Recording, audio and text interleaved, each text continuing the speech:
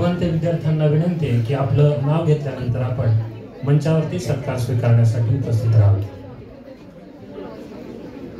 अभिनव मानव विकास संस्था द्वारा संचालित श्री किशन सोमानी विद्यालयाच्या वतीने उपस्थित सर्व प्रमुख अतिथी, सन्माननीय संस्थेचे पदाधिकारी, मुख्याध्यापक, पर्यवेक्षक व उपस्थित पालक, विद्यार्थी यांचे मी शब्द सुमनांनी प्रथम स्वागत करते.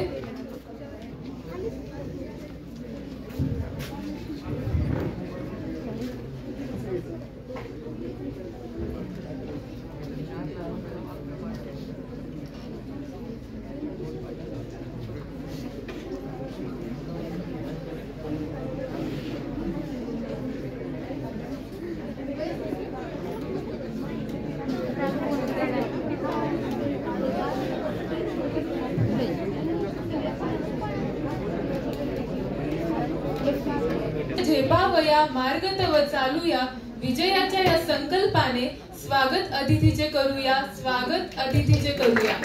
अभिनव मानव विकास संस्था द्वारा संचालित श्री किशन सोमानी विद्यालयाच्या वतीने उपस्थित सर्व प्रमुख अतिथी, सन्माननीय संस्थेचे पदाधिकारी, मुख्याध्यापक व पर्यवेक्षक यांना व्यासपीठावर स्थानापन्न होण्याची विनंती करते.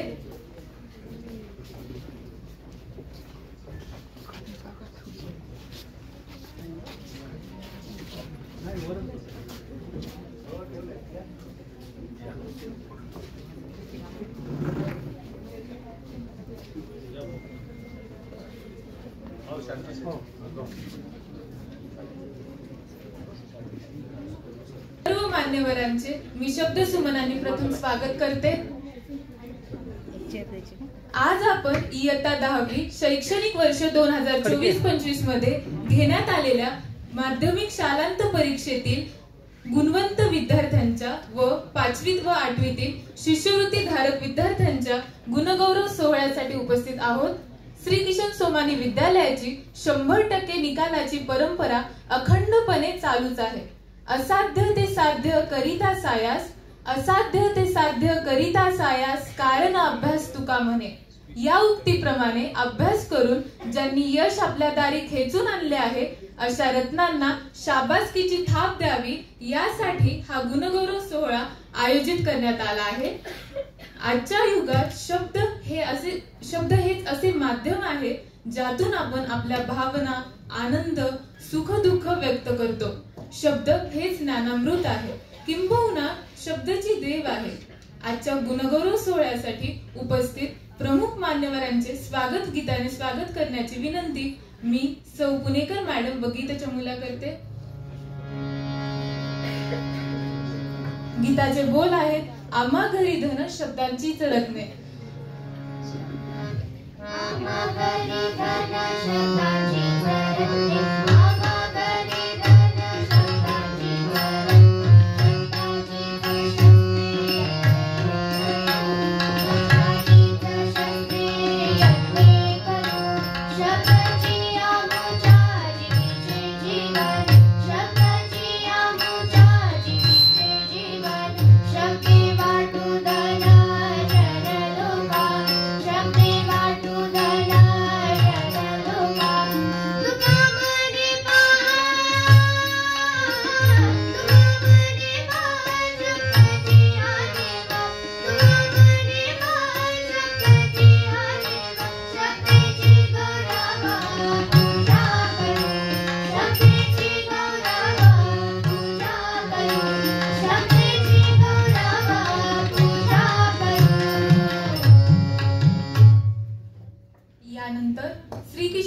विद्यालयातील विद्यार्थी मकरंदाप्रमाणे स्वच्छंद भ्रमण करत ज्ञानग्रहण करून विद्यालयाची यशाची परंपरा प्रज्वलित ठेवतात. म्हणून रुद्रदीप देशमुख सुंदर असे नाट्यगीत घेऊन येत आहेत. गीताचे बोल आहेत, घेई छंद मकरंद. Yeah.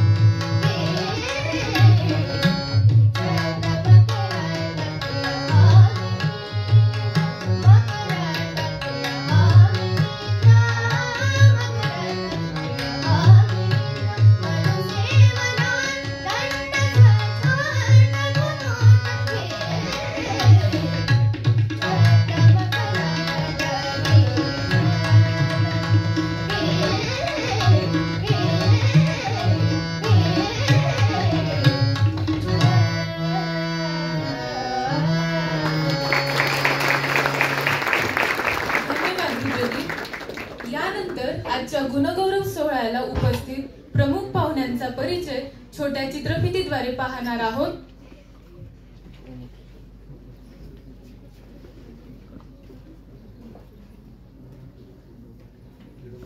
लातूर शहर सुरक्षित आणि संरक्षित बनवण्याचं ध्येय हाती घेऊन सामान्य जनतेच्या सुरक्षिततेसाठी सदैव प्रयत्नशील राहिलेले लातूर जिल्ह्याचे अप्पर पोलीस अधीक्षक डॉक्टर अजय देवरे सर आयुर्वेद महाविद्यालयाचे पदवीधर आहेत। 2010 मध्ये पोलीस अधीक्षक म्हणून त्यांची निवड झाल्यानंतर नाशिकच्या महाराष्ट्र पोलीस अकॅडमीत प्रशिक्षण घेऊन देवरे सरांनी सांगलीत आपला 2 वर्षांचा परिवीक्षाधीन कालावधी पूर्ण केला। 2012 पासून 3 वर्ष त्यांनी गोंदिया जिल्ह्यात उपविभागीय पोलीस अधिकारी म्हणून पदभार सांभाळला। गोंदिया सारख्या नक्षलग्रस्त आणि अतिदुर्गम भागात उपविभागीय पोलीस अधिकारी पदावर काम करताना नक्षल विरोधी अभियानात महत्त्वाची भूमिका त्यांनी बजावली।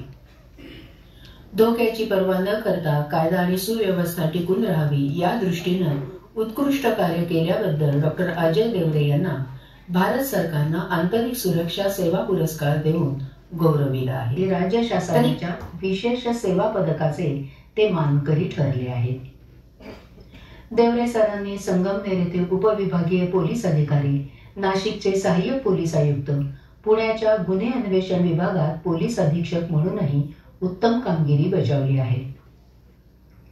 पोलीस दलात पूर्वसुरींनी तयार केलेली गौरवशाली परंपरा कायम ठेवणे तसेच 21व्या शतकातील मेगा पोलिसिंगच्या बहुतेक आव्हानांना तोंड देण्यासाठी लातूर पोलीस दल सज्ज ठेवण्याचा वसा त्यांनी हाती घेऊन त्यांनी लातूर अप्पर पोलीस अधीक्षक म्हणून काम पाहिलं। सदरक्षणाय खलनिग्रहणाय हे आपल्या पोलीस दलाचं ब्रीदवाक्य। सर्वसामान्यांचे कायम रक्षण तर दुष्टांचा निपात या ब्रीदवाक्याप्रमाणे डॉक्टर अजय देवरे सर कार्य करत आले आहेत। त्यांच्या पुढील वाटचालीस संस्था आणि विद्यालयाच्या वतीनं हार्दिक शुभेच्छा। आजच्या कार्यक्रमाचे प्रमुख पाहुणे माननीय Shri doctor Ajayji Deore sir upper police अधीक्षक लातूर यांचा सत्कार करण्याची विनंती मी संस्थेचे अध्यक्ष श्री डॉक्टर चेतनजी सारडा सरांना करते।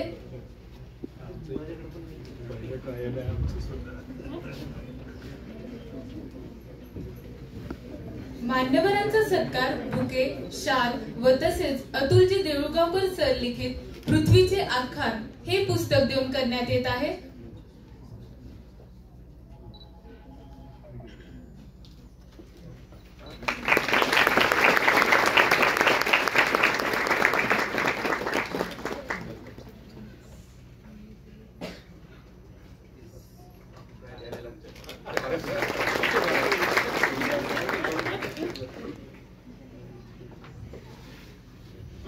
यानंतर श्री किशन सोमानी विद्यालयाचे मुख्याध्यापक श्री रमाकांत स्वामी सरांना कार्यक्रमाचे प्रास्ताविक करण्याची विनंती करते।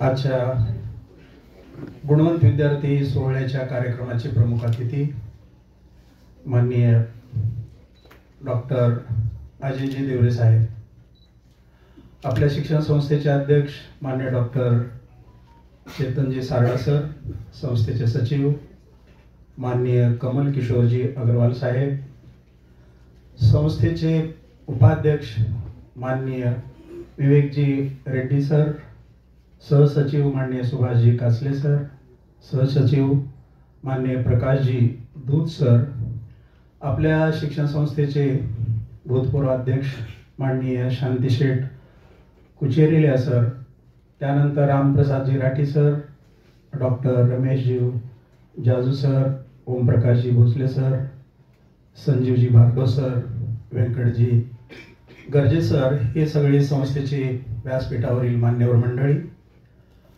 आपण सर्व शालांत परीक्षेतील 90% पेक्षा अधिक गुण घेतलेले गुणवंत विद्यार्थी, त्याचबरोबर 5वी आणि 8वीच्या स्कॉलरशिप परीक्षेत गुणवत्ता यादीत आलेले विद्यार्थी, त्या सर्वांचे पालक, विद्यालयातील माझे सर्व सहकारी शिक्षक बंधू भगिनी,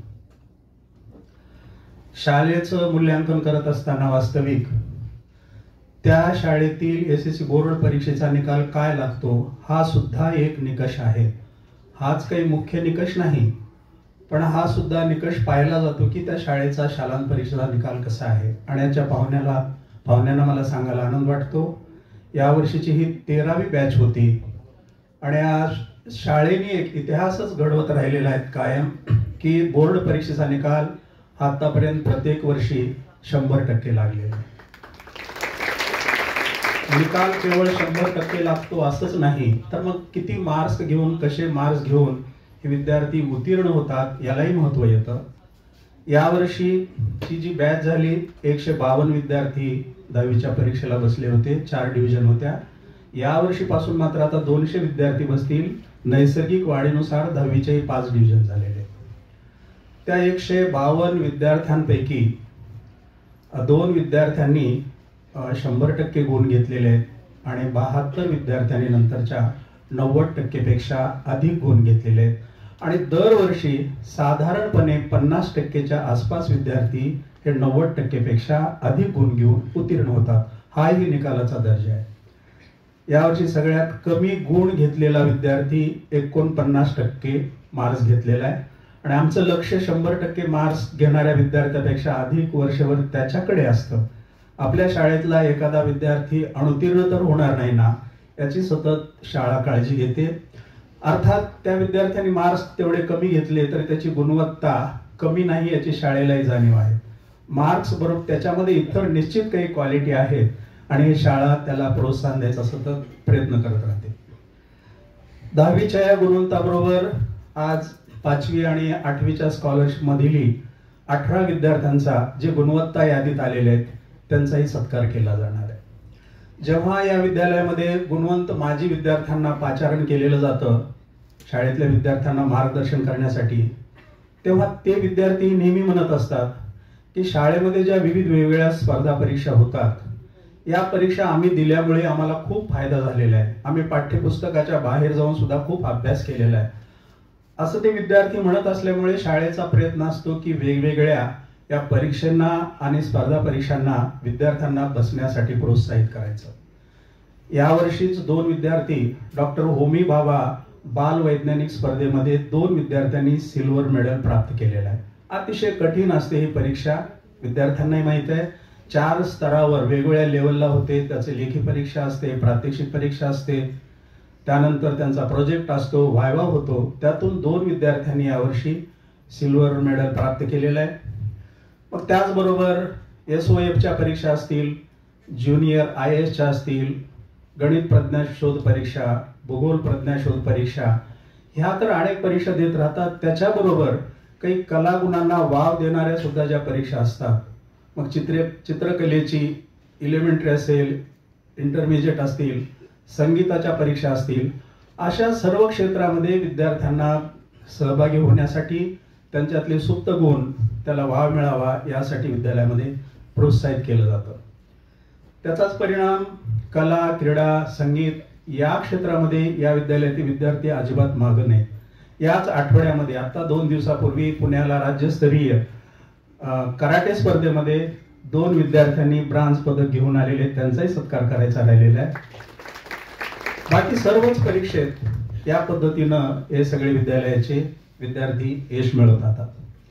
पण हे सगळं अभ्यास, परीक्षा हे सगळं करत असताना शाळेचा, संस्थेचा मात्र फोकस परीक्षेतील गुणांवर कधीच अजिबात राहिलेला नाही.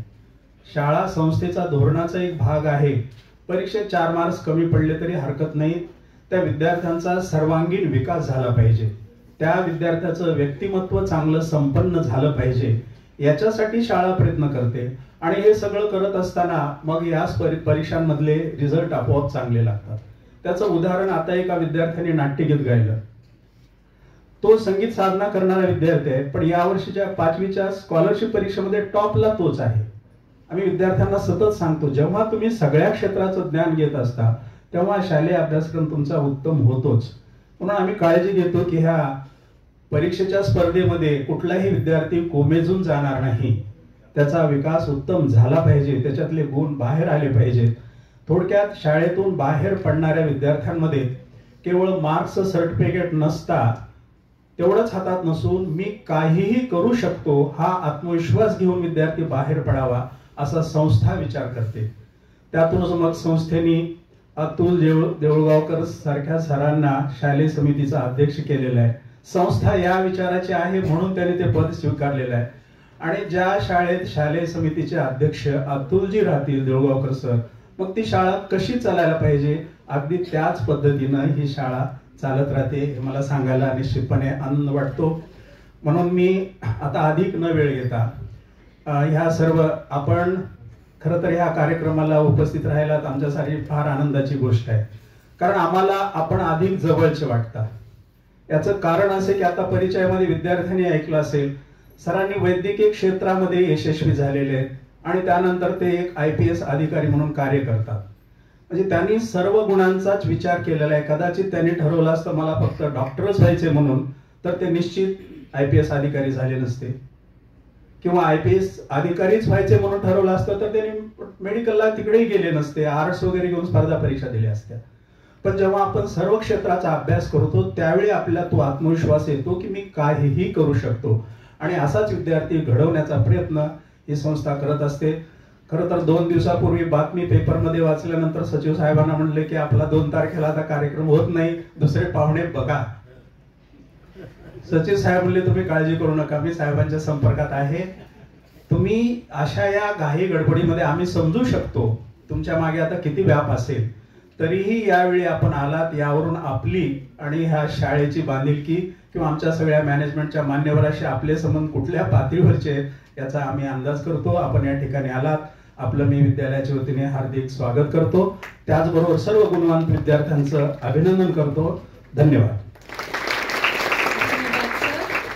शैक्षणिक वर्ष 2024-25 माध्यमिक शालांत परीक्षेत विद्यालयातील विद्यार्थ्यांनी उज्ज्वल यश मिळवले आहे. त्या गुणवंतांचा आज सत्कार करणार आहोत. त्यांचा सत्कार मान्यवरांच्या हस्ते होईल. स्थळ व वेळेची मर्यादा लक्षात घेता व्यासपीठावर सत्कार स्वीकारण्यासाठी केवळ गुणवंत विद्यार्थ्यांनीच उपस्थित राहावे ही विनंती. गुणवंत विद्यार्थ्यांची नावे पुढील प्रमाणे आहेत. ठोंबरे भावना किशोर, प्राप्त गुण 100%. शिंदे सृष्टी दत्तात्रय, प्राप्त गुण 100%.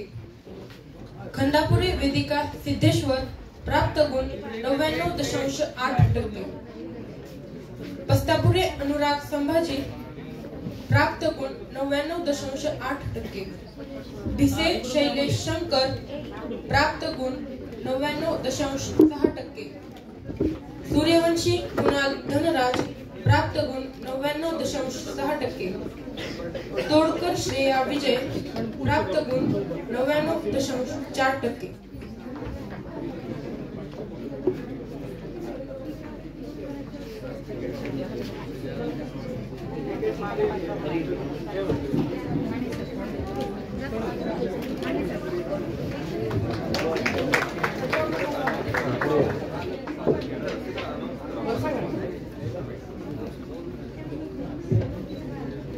बिराजदार प्रतीक परमेश्वर, प्राप्त गुण 99.2%. जळकोटे पियुष अनिल, प्राप्त गुण 99%. पिसाळ संस्कृती ज्योतिराम, प्राप्त गुण 99%. बनकर प्रणव ज्ञानदेव, प्राप्त गुण 98.6%. चिटबोने सिद्धिका अतिश कुमार, प्राप्त गुण 98.6%. झांबरे श्रेया काशीनाथ, प्राप्त गुण 98.6%. शेरीकर गायत्री संतोष, प्राप्त गुण 98.6%. शिरुरे तृप्ती अरुण, प्राप्त गुण 98.4%. गाडेकर अथर्व दुष्यंत, प्राप्त गुण 98%. कल्पुने श्रीकांत दीपक, प्राप्त गुण 98%. वालंपल्ले अनघा विजय, प्राप्त गुण 98%. घनवट आदिती हनुमंत, प्राप्त गुण 97.8%. काळे वेदांत सोमनाथ, प्राप्त गुण 97.8%. कदम पियुषा शैलेश, प्राप्त गुण 97.8%.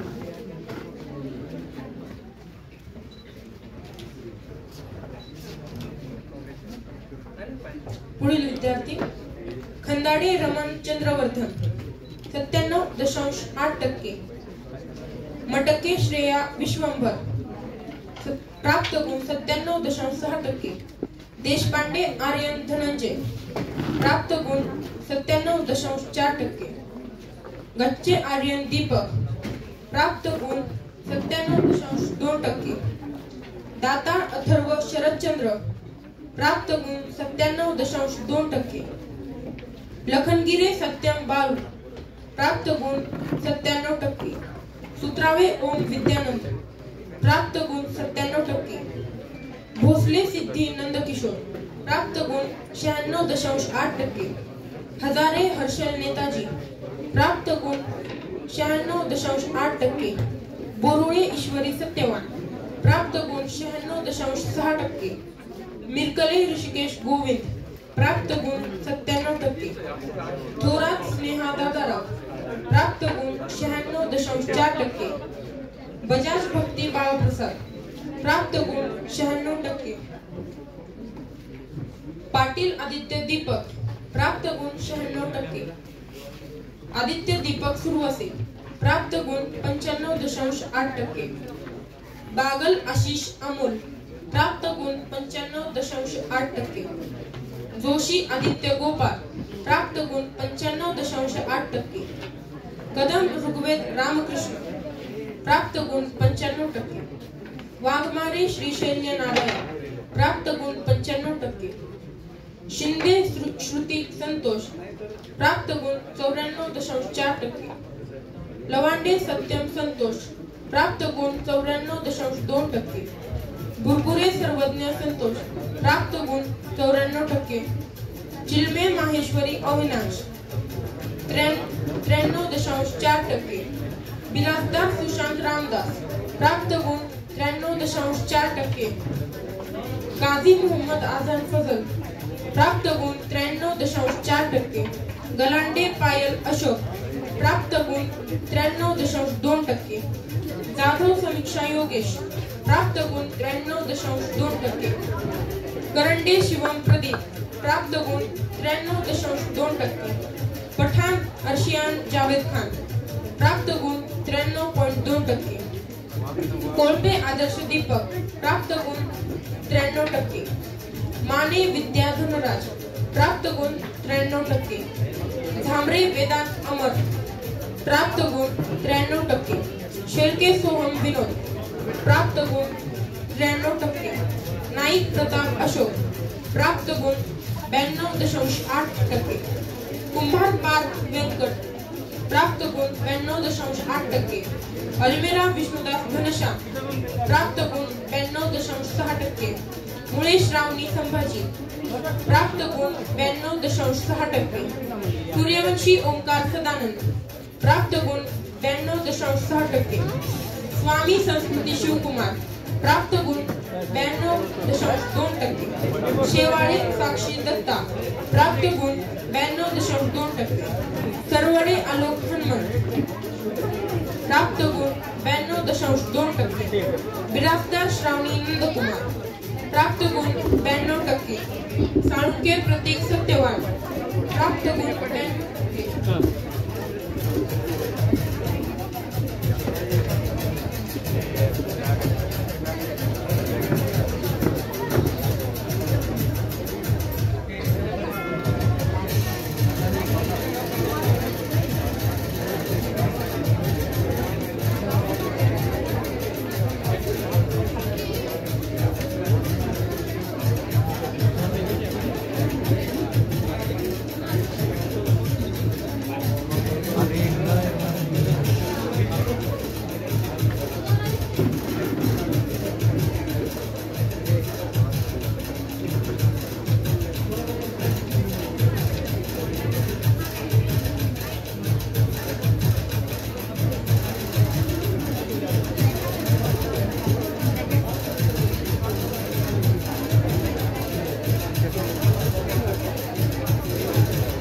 गाढवे अभिषेक रामेश्वर प्राप्त गुण 91.6%.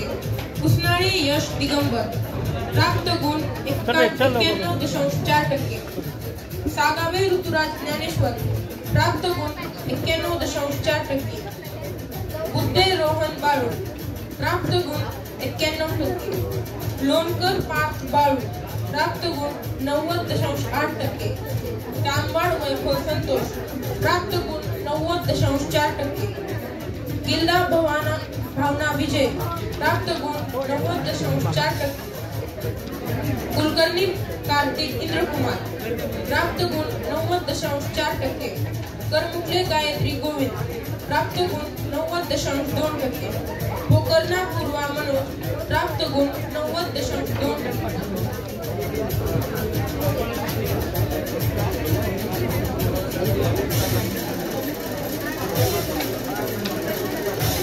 यानंतर इयत्ता 5वी व 8वी शिष्यवृत्ती परीक्षेत शिष्यवृत्तीधारक गुणवंत विद्यार्थ्यांचा सत्कार करण्यात येईल. त्यांची नावे पुढील प्रमाणे आहेत. इयत्ता 5वी शिष्यवृत्ती चिरंजीव देशमुख रुद्रदेव विष्णू 222 गुण. कुमारी बिराजदार श्रेया सचिन 218 गुण. कुमारी जमाले आरोही दत्तात्रय 208 गुण. चिरंजीव काळे अथर्व राहुल 198 गुण. कुमारी मुदगडे दुर्वा राहुल 196 गुण. चिरंजीव सावंत नीरज गुहा 186 गुण.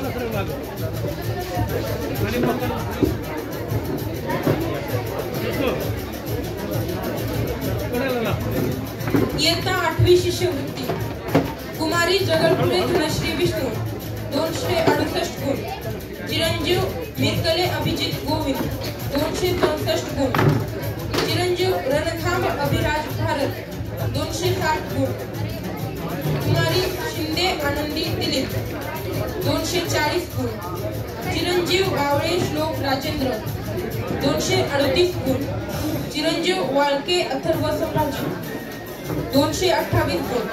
चिरंजीव पाटील आदित्य उमाकांत 216 गुण. चिरंजीव गोरे अवधूत बाळकृष्ण 200 गुण. कुमारी बबने समृद्धी रत्नाकर 198 गुण. चिरंजीव देवकरण समर्थ पांडुरंग 198 गुण. कुमारी घेवारे श्रीमय शिवशंकर 198 गुण. चिरंजीव नोगजा आदित्य महेंद्र 194 गुण. कुमारी लंगर श्रुती सचिन 194 गुण.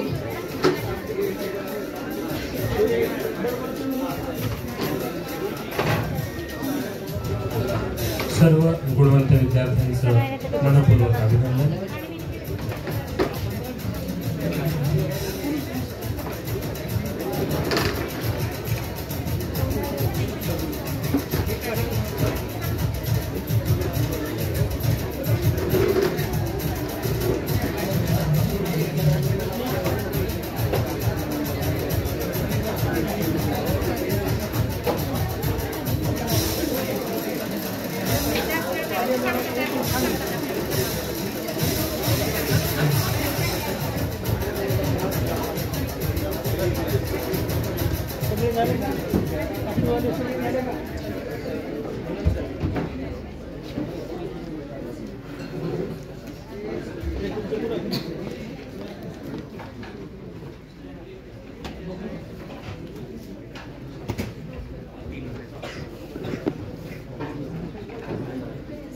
संस्थेच्या वतीने मनोगत व्यक्त करण्याची विनंती मी अभिनव मानव विकास संस्थेचे सचिव माननीय श्री कमल किशोरजी अग्रवाल सर यांना करते.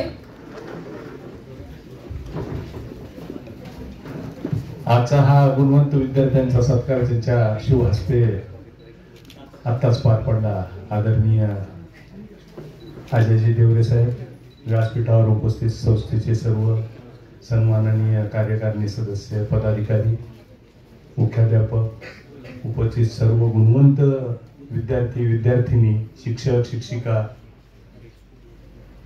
आजचा हा गुणवंताचा सत्कार म्हणजे एक शाळाचं आणि संस्था कार्य करत असलेली एक पावती असते.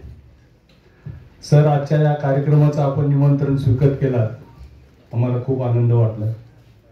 बऱ्याच दिवसापासून आमची इच्छा होती आपण शाळेत एकदा पूर्ण वेळ देऊन विद्यार्थ्यांचे काही प्रश्न आहेत आज तुमच्या मनोगताचं आम्ही स्वरूपच बदललेलं आहे खरं तर. आजच्या ह्या कार्यक्रमामध्ये मागेही गेल्या वर्षी आम्ही विचार केला होता की सरांना निमंत्रण दिलंही होतं की विद्यार्थ्यांनी प्रश्न विचारावं आणि सरांनी उत्तर द्यावं. कारण पोलीस हा असा विषय आहे की ज्याच्यासाठी सर्वांच्या मनात भीती आहे. पण देवरे साहेब सर्व गोष्टीच्या म्हणजे भीती वगैरे असं काहीच विषय नाही. त्यांनी अतिशय लातूरला आल्यावर पोलीस हा कसं सर्वसामान्याचा मित्र आहे हे दाखवून दिलेलं आहे. ते म्हणजे पोलिसांसाठी कशासाठी घाबरतात, तुम्ही काहीतरी चुकीचं केलात म्हणून घाबरतात असा 100% विषय असायलाच पाहिजे. पण तुमची चूक नसेल तर घाबरायचं काहीच कारण नाही. पण साहेब तुम्ही सर्व अधिकाऱ्यापेक्षा वेगळेच आहेत असं म्हणायला काही हरकत नाही सर. अतिशय प्रेमळ. त्यांचं लातूरला मला वाटतं 2-2.25 वर्ष झाले सरांनी, 2.5 वर्ष झाले आम्हाला त्यांचा सहवास मिळाला साहेबांचा. सर्वात पहिले तर त्यांचा एकदम हसरा स्वभाव, एक स्मित हास्य त्यांच्या चेहऱ्यावर. आणि आताच मुख्याध्यापक सरांनी सांगितल्यासारखं एक डॉक्टर असताना सुद्धा त्यांनी IPS या पब्लिक सर्व्हिस मध्ये येऊन लोकांची सेवा करण्याचं एक त्यांनी स्वतःला मनाला असं निश्चित केलं आणि ते सर्वसामान्यांची सेवा करू लागले. पण त्यांच्या स्वतःच्या किती आवडी आहेत बघा. ते चांगले बॅडमिंटन खेळणारे आहेत. म्हणजे सकाळपासून ते 7 वाजल्यापासून स्वतःसाठी वेळ देतात. त्याच्यानंतर त्यांना नाटकाचा छंद आहे. म्हणजे ते कला गुणांना जोपासतात. शाळेत ते आवर्जून आले की आपल्या या हॉलची तारीफ करतात, किती छान केलंय. अतुलजीच्या सहवासात आले की त्यांच्या गप्पा गोष्टी बरोबरने त्यांच्या बरोबर चर्चा करतात. डॉक्टर साहेबाबरोबर तर काही विषयच नाही, कारण त्यांचं डॉक्टर हा फील्ड राहिलेला आहे म्हणून. आणि आमच्यासारख्या सर्वसामान्याला सुद्धा ते अतिशय प्रेमाने प्रत्येक गोष्ट सांगत असतात. योगायोगाने गेल्या महिन्यात आम्ही बाबळगावचं जे पोलीस प्रशिक्षण केंद्र आहे तिथं भेट देण्याचा योग आला साहेबामुळं. म्हणजे इतकं सुंदर असं ते प्रशिक्षण केंद्र आहे. तिथं सुद्धा सरांचं एक वेगळं स्वरूप आहे. म्हणजे तिथं जे प्रशिक्षण घेणारे पोलीस आहेत त्यांच्या सुद्धा त्यांच्यात साहेब एकदम असा मी काही अधिकारी आहे असं राहतच नाहीत. ते जणू काही मी सुद्धा प्रशिक्षकच आहे. मला सुद्धा म्हणजे त्या शिकणाऱ्यांबरोबर सुद्धा त्यांना इतकं सोबत राहायला आवडतंय. साहेब तुमचे किती रूप आहेत हे आम्हाला कळलंच नाही खरंच का. आणि आज सुद्धा तुम्हाला जाणवेल, तुम्ही जेव्हा प्रश्न वगैरे करताना तेव्हा सुद्धा जाणवेल की नाही सर किती सरळ आणि सोप्या भाषेत आपल्याला पोलिसांबद्दल किंवा आपल्या आपल्या कर्तव्यांबद्दल जे काही तुमचे प्रश्न असतील त्याचं उत्तर दिल्यावर लक्षात येईल की मी जे सांगितलं की सर आज आले आपल्यामध्ये आणि खरं सर तुम्ही यावं आमची खूप दिवसापासून इच्छा होती. आज तुम्ही आलात. आम्हाला आजपर्यंत असला म्हणजे पोलीस क्षेत्रातला तर अधिकारी लातूरकरांना कधी पाहायला मिळाला नाही असं म्हटलं तर काही वावगं नाही. तुमच्या जवळ बसून आम्हाला सुद्धा खूप आनंद होतो. आज विद्यार्थ्यांना सुद्धा आनंद होणारच आहे. मला 2 मिनिटं सर तुमच्याबद्दल बोलायला मिळालं हे सुद्धा मी माझं भाग्य समजतो. आणि सर्व गुणवंत विद्यार्थ्यांचं मनापासून अभिनंदन करून मी माझ्या शब्दांना विराम देतो. धन्यवाद. जय हिंद, जय महाराष्ट्र.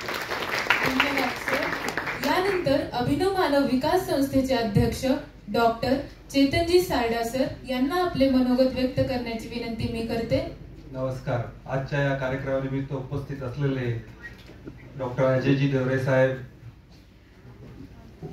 मंचावर उपस्थित सर्व मान्यवर, कार्यक्रम बराच लांब आहे, आणखी पण पुढे चालणार आहे. पण मलाही आवडता आला नाही सरांबद्दल बोलायचा की कमल भाऊंनी आता जे काही सांगितलं आहे त्याच्याशी मी पण पूर्णपणे सहमत आहे. मलाही दोनच गोष्टी सांगायच्या आहेत की आम्ही बऱ्याच दिवसापासून सर शाळेत यावेत आणि वेळ द्यावा असा प्रयत्न चालला होता आणि आज तो योग घडून आला. एवढा चांगला योग घडून आला की 10वीच्या आणि विद्यार्थ्यांचा सत्कार त्यांच्या हस्ते व्हावा. सरांबद्दल आत्ताच सांगितलं की सरांनी लातूरला एक चांगली शिस्त लावली आहे. एक पोलीस अधीक्षक कसा असावा हे वेगळा पायंडा त्यांनी घालून दिलेला आहे.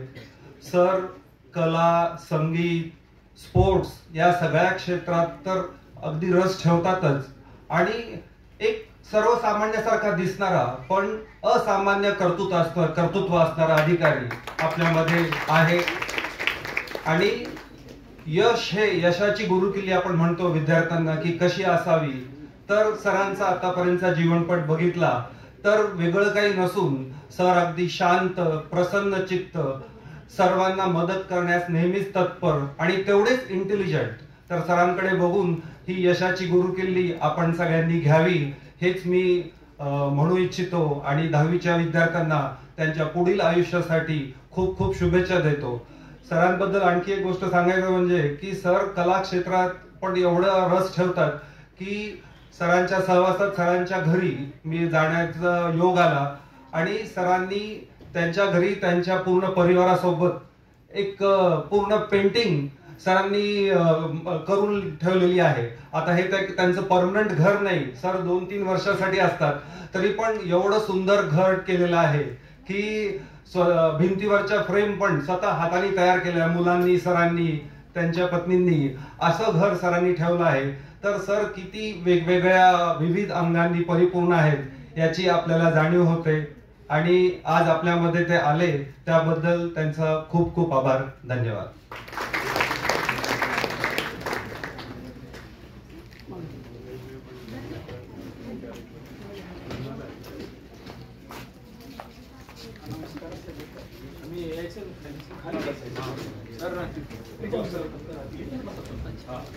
जिज्ञासा असते भावी जीवनात वेगवेगळे करिअर घडवण्याची क्षेत्र कोणकोणती.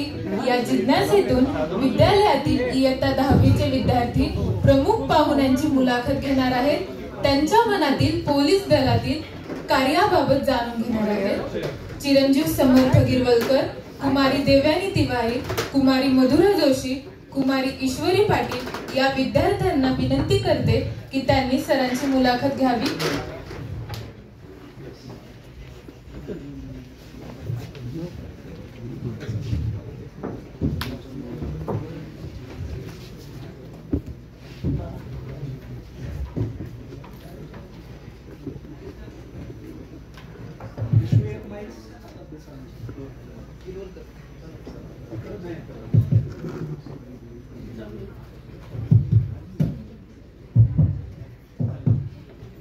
नमस्कार सर. तर आता जसं तुमचा परिचय सांगताना म्हणलं की तुम्ही वैद्यकीय क्षेत्रातून पोलीस क्षेत्रात आलात, तर वैद्यकीय क्षेत्रातून तुम्हाला पोलीस दलात का जावं असं वाटलं? त्यासाठी तुम्ही कोणते प्रयत्न केलेत आणि जेव्हा तुम्ही पोलीस क्षेत्रात जाणार आहात असं तुमच्या पालकांना कळलं तेव्हा तुमच्या आई वडिलांचं काय मत होतं त्याबद्दल? सर्वप्रथम तर सर्वांना गुड मॉर्निंग आणि जय हिंद. अशा पद्धतीने कुठल्याही कार्यक्रमात मुलाखत किंवा ह्या पहिलाच प्रसंग आहे. जवळपास 15 वर्ष झालं मी पोलीस सर्व्हिस मध्ये आहे. असे अनेक कार्यक्रम अटेंड केलेले आहेत. मला स्वतःला विशेषतः जी यंग जनरेशन आहे आपली शाळेत कॉलेजमध्ये जाऊन त्यांच्याबरोबर संवाद साधायला आवडतो. मागे आमचं असंच एक चर्चा झाली होती, मी तुमच्या प्रश्नाकडे येतो नंतर. चर्चा झाली होती की कार्यक्रमाला यायचं म्हणून मला 23 जानेवारी ही तारीख आपली ठरलेली होती या ठिकाणी असं हे करायचं आणि 19 जानेवारीला खेळताना माझा जरा गुडघा ट्विस्ट झाला, ACL टिअर झाला आणि ते राहिलंच. आणि नंतर असं वाटलं होतं की हा कार्यक्रम राहिला, आता परत इकडे येणं शक्य होणार नाही, मे मध्ये वगैरे ट्रान्सफर होईल, तोपर्यंत शाळेला सुट्ट्या लागलेल्या होत्या. परंतु आता विधात्याच्याच मनात काय असेल त्याच्यामुळे आमच्या ट्रान्सफरही लांबल्या आणि आजचा योग घडून आला. मला या ठिकाणी बोलवलं आणि याची संधी दिली त्याच्याबद्दल खूप खूप धन्यवाद. तुमचा जो प्रश्न आहे की पोलीस खात्यात किंवा पोलीस सर्व्हिस मध्ये यायचं तर त्यावेळेस कसं वाटलं? वैद्यकीय क्षेत्रात असताना मी सेकंड इयरला होतो आणि NSS जे आपल्या बाकीच्या याच्यामध्ये असतं तसंच आमच्याही याच्यात होतं. आणि आमचा NSSचा कॅम्प आळंदीला होता. त्यावेळी आळंदीच्या एका धर्मशाळेमध्ये आम्ही सगळी मुलं राहिलो होतो आणि बाकीच्या याच्यापेक्षा मेडिकल फॅसिलिटीज किंवा मेडिकल याच्या दृष्टीने सर्वे आम्ही पूर्ण त्या याच्यात करत होतो. त्याच्यात आम्हाला दररोज संध्याकाळी काही लेक्चर्स व्हायचे.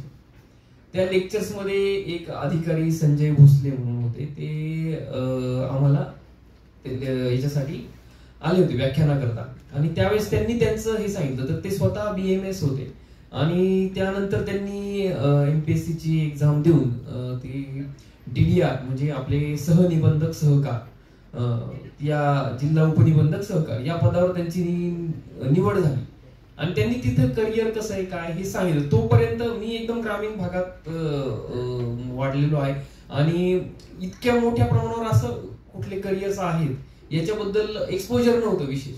मग त्यानंतर मी ते थोडंसं सेकंड इयर नंतर थोडासा त्याचा हे करायला सुरुवात केलं, एक्सप्लोर करायला सुरुवात केली. मग थोडीशी माहिती घेतली. थर्ड इयरला सगळं थर्ड इयर पूर्ण झाल्यानंतर इंटर्नशिप पहिले 6 महिने मी बॅकअप प्लॅन तयार केला. मग आता इकडं जायचंय आपल्याला, तर मग इतकं सरळ सोपं नाहीये म्हणजे स्पर्धा परीक्षेचं जे क्षेत्र आहे. मग पहिले 6 महिन्याची इंटर्नशिप आमची YCM ला होती, ती पूर्ण केली मी पिंपरी चिंचवडला. आणि त्यानंतर पुढच्या इंटर्नशिप याला होता RH आणि PHC ला. मग त्या करून मग मात्र प्रॅक्टिस न करता डायरेक्ट अभ्यासाला सुरुवात केली. तुम्ही म्हटलं तो क्रुशियल पॉइंट होता खूप, म्हणजे घरी बोलायचं. इथं 4.5 वर्ष गेलेली जवळपास याच्यामध्ये आणि पुन्हा घरी सांगायचं की आता मी अजून 2-3 वर्ष फक्त अभ्यासच करतो, बाकी काही म्हणजे ज्यावेळेस घरच्यांची किंवा बाकीच्या सगळ्यांची अशी भावना असते की आता येऊन आता हा स्वतःच्या पायावर उभं राहील, आर्थिक हातभार लागतील किंवा स्वतः तरी करेल. मग त्यावेळेस नाही, मग मी आता लगेच काही करत नाही आणि परीक्षा हे करतो. त्याला थोडा वेळ गेला, पण निश्चितच घरच्यांनी आई वडिलांनी मला पूर्ण सपोर्ट केला. आणि त्यावेळेस असं ठरलं होतं की 3 वर्षात आपल्याला परीक्षा द्यायची. 3 वर्ष म्हणजे 3 अटेम्प्ट, थोडक्यात 3 अटेम्प्ट करायचे. आणि मग नंतर नाही झालं तर मग क्लिनिक वगैरे काहीतरी सुरू करायचं, अशा पद्धतीचं एक नियोजन त्या ठिकाणी ठरवलं होतं. पोलीस खात्यातच यायचं असं काही निश्चित नव्हतं. या एक्झाम मधून कुठल्याही प्रशासकीय याच्यामध्ये यावं असं त्यावेळेस ठरलेलं होतं. सर, FIR म्हणजे काय आणि तो कोणालाही नोंदवता येतो का? फर्स्ट इन्फॉर्मेशन रिपोर्ट म्हणजे FIR. आता FIR कुणीही नोंदवू शकतो. त्यात कुठलीही ज्यावेळेस घटना घडली आणि त्याची पहिल्यांदा जाऊन जी खबर किंवा जी माहिती आपण पोलीस स्टेशनला देतो त्याला FIR असं म्हणतात. आपल्याकडे जी प्रकरणं असतात ती प्रकरणं मुख्यतः 2 याच्यात जातात. एक तर सिव्हिल मॅटर्स आणि क्रिमिनल मॅटर्स, म्हणजे जिथे ज्याच्यात काही गुन्हेगारी किंवा फौजदारी स्वरूपाचं जे हे आहे तर त्या याच्यामध्ये FIR होऊ शकतो. FIR साठी गेल्यानंतर त्याच्यातही 2 प्रकाराने त्याच्यात नोंद केली जाते. पहिला प्रकार आहे नॉन कॉग्निझेबल ऑफेन्स म्हणजे अदखलपात्र गुन्हा, आणि दुसरा जो प्रकार आहे तो म्हणजे दखलपात्र गुन्हा कॉग्निझेबल ऑफेन्स. आता याच्यात काय फरक आहे की दखलपात्र गुन्हा म्हणजे ज्याच्यात पोलिसांना ती खबर नोंदवल्यानंतर डायरेक्ट इन्व्हेस्टिगेशन करण्याचे अधिकार आहेत आणि ते इन्व्हेस्टिगेशन सुरू केल्यानंतर मग त्याच्यात काही गुन्ह्यांमध्ये अटकेचे अधिकार आहेत, काही गुन्ह्यांमध्ये नोटीस दिली तरी चालते, असा एक हे आहे. आणि अदखलपात्र गुन्हा म्हणजे गुन्हा झालेला आहे, फौजदारी स्वरूपाचा आहे, परंतु पोलीस त्याच्यात तपास करू शकत नाही. अशा पद्धतीचे 2 पद्धतीने FIR याच्यामध्ये आपण करू शकतो. सर, रॅगिंग म्हणजे काय? एखादा मुलगा मुलीला त्रास देत असेल तर त्या मुलीने त्याची तक्रार कुठे करावी? रॅगिंग जनरली आता मला वाटतं बऱ्यापैकी कमी झालेलं आहे. मला आता एक्झॅक्ट त्याचं डेट आठवत नाही, पण अँटी रॅगिंग ऍक्ट आला होता साधारण 2000च्या आजूबाजूला केव्हा तरी आलेला असावं मला वाटतं तो. आणि त्यानंतर बरंच प्रमाण कमी झालं. पूर्वी काय अशी परिस्थिती होती, कॉलेजेसमध्ये ज्यावेळेस विशेषतः 12वी नंतर ऍडमिशन्स व्हायचे तर नवीन मुलं हॉस्टेल्सला वगैरे ऍडमिशन झाल्यानंतर गेले किंवा कॉलेजेसमध्ये गेले तर नवीन मुलांचं इंट्रो वगैरे असं काही शब्द होते त्या पद्धतीने असायचं. नाव गाव सांगा किंवा हे काहीतरी वेगवेगळे टास्क दिले जायचे त्यांना, ते पूर्ण करायला सांगितले जायचे. थोडक्यात त्यांची मेंटल आणि कधी कधी फिजिकल पण हॅरॅसमेंट केली जायची. तर त्याला रॅगिंग म्हणतात. याच्यापैकी याच्यात बऱ्यापैकी आता कंट्रोल आलेला आहे. तुम्ही तुमच्या जे शिक्षक आहेत, स्कूलला काही कमिटी, कॉलेजेसला काही कमिटीज आहेत, त्यांच्याकडे याच्याबद्दल तक्रार करू शकता आणि ती तक्रार केल्यानंतर त्याची व्यवस्थित चौकशी होते. अनेक उदाहरणं आहेत. अगदी मेडिकल कॉलेजमधली मुलं सुद्धा रेस्टिकेट झालेली आहेत आणि त्यांना पुन्हा म्हणजे याच्यात सापडल्यानंतर त्याच्यामुळे त्याचा काही डिटरंट इफेक्ट झालेला आहे. त्याच्या काही समर्थनीय मुद्दे पण असे करणाऱ्या यांच्याकडून मांडले जातात की नाही, मुलं ग्रामीण भागातून येतात किंवा शहरात आल्यानंतर यांना जग, आपण 12वी पर्यंत जनरली घरातच राहिलेलो असतो, बाहेर कधी राहिलं नाही, सुरक्षित वातावरणात असतो, परंतु मुळात जग मात्र तसं नाहीये. तर जगाला सामोरे जाण्यासाठी म्हणून मुलांना तयार केलं जातं. अशी काही समर्थनीय कारणं त्यासाठी दिली जातात, पण ती लॉजिकल वाटत नाही. याच्यात आपण निश्चितच कायदेशीर देखील कारवाई करू शकतो. तुम्ही आता दुसरा प्रश्न त्याच्यामध्ये विचारला होता, मुलींना काही त्रास दिला तर काय करायचं. तर आता हे दोन्ही वेगवेगळ्या गोष्टी आहेत, रॅगिंग आणि मुलींना त्रास. मुलींना त्रास कोणी केव्हा म्हणजे कुठल्या याच्यात होऊ शकतो. रॅगिंगसाठीच त्याच्यासाठी जायची गरज नाही. रस्त्याने चालतानाही होऊ शकतात, एखादं कोणी टॉन्टिंग करू शकतं, कोणी बोलू शकतं किंवा काही इशारे करू शकतं, किंवा त्याच्या पुढे जाऊन कोणी काही शारीरिक स्पर्श करणे किंवा त्या याच्यामध्ये सुद्धा जाऊ शकतात. परंतु त्याच्याबद्दल तुम्ही तक्रार निश्चितच पोलीस स्टेशनकडे करू शकतात. आता बऱ्यापैकी सगळ्यांकडे मोबाईल्स आलेले आहेत. आपला महाराष्ट्राने एक इमर्जन्सी आपत्कालीन सेवेसाठी एक क्रमांक दिलेला आहे, तो आहे 112 112. याच्यावर जर तुम्ही कॉल केला तर ही सिस्टीम अशी वर्क करते की 112ला जर तुम्ही कॉल केला की तुमचा कॉल पहिल्यांदा डायरेक्ट कनेक्ट होतो. आपलं मेन जे सर्व्हर आणि मेन जे आपलं युनिट आहे ते आहे नवी मुंबईमध्ये. तर तिथे जाते, तुमचं मोबाईलचं लोकेशन ऑन असेल तर ते लोकेशन पण त्यांना मिळतं आणि तिथे तक्रार कुठल्या याची ते बघून जवळपासचं जे पोलीस स्टेशन आहे ते पोलीस स्टेशन, आपल्या काही पोलीस स्टेशनच्या काही खास 112 साठीच्या गाड्या दिलेल्या आहेत, त्यांच्यामध्ये जीपीएस आहे, त्यांना नवी मुंबई दिसत असते कुठली गाडी आहे किंवा कुठलं काय. मग ते तिथून कॉल टाकतात. तो कॉल आपल्या इथे येतो लातूरच्या पोलीस ऑफिसला. ते लातूरचे पोलीस अधीक्षक कार्यालयामध्ये त्या ठिकाणी त्याचं तक्रार कुठली ते बघून त्या गाडीवर 24 तास आपले अल्टरनेट याच्यामध्ये लोक असतात, त्यांना ती असाइन केली जाते आणि त्यानंतर तो कॉल त्यांना गेल्यानंतर त्यांच्याकडे एक डिव्हाइस दिलेले गाडीमध्ये, ते कॉल ऍक्सेप्ट करतात. ते जागेवर पोहोचल्यानंतर त्यांना तिथं पोहोचले म्हणून द्यावं लागतं. जे पोहोचलं म्हणजे ऑन स्पॉट असं ते हे आहे, त्या ठिकाणी ते क्लिक करतात आणि त्याच्यानंतर काय जी त्यांची तक्रार आहे त्या याच्यानुसार रिझॉल्व्ह केल्यानंतर रिझॉल्व्ह किंवा पुढे पोलीस स्टेशनला पाठवलं तर पोलीस स्टेशनला, अशी ऑप्शन त्याच्यामध्ये. आणि हे आम्ही पण ट्रॅक करू शकतो. मागच्या महिन्याभरामध्ये किंवा याच्यामध्ये किती तक्रारी आल्या, काय आल्या, कुठल्या पद्धतीने, याचं देखील अनालिसिस. ही खूप सुंदर प्रणाली आपल्याकडे महाराष्ट्र शासनामध्ये सुरू झालेली आहे पोलीस दलामध्ये.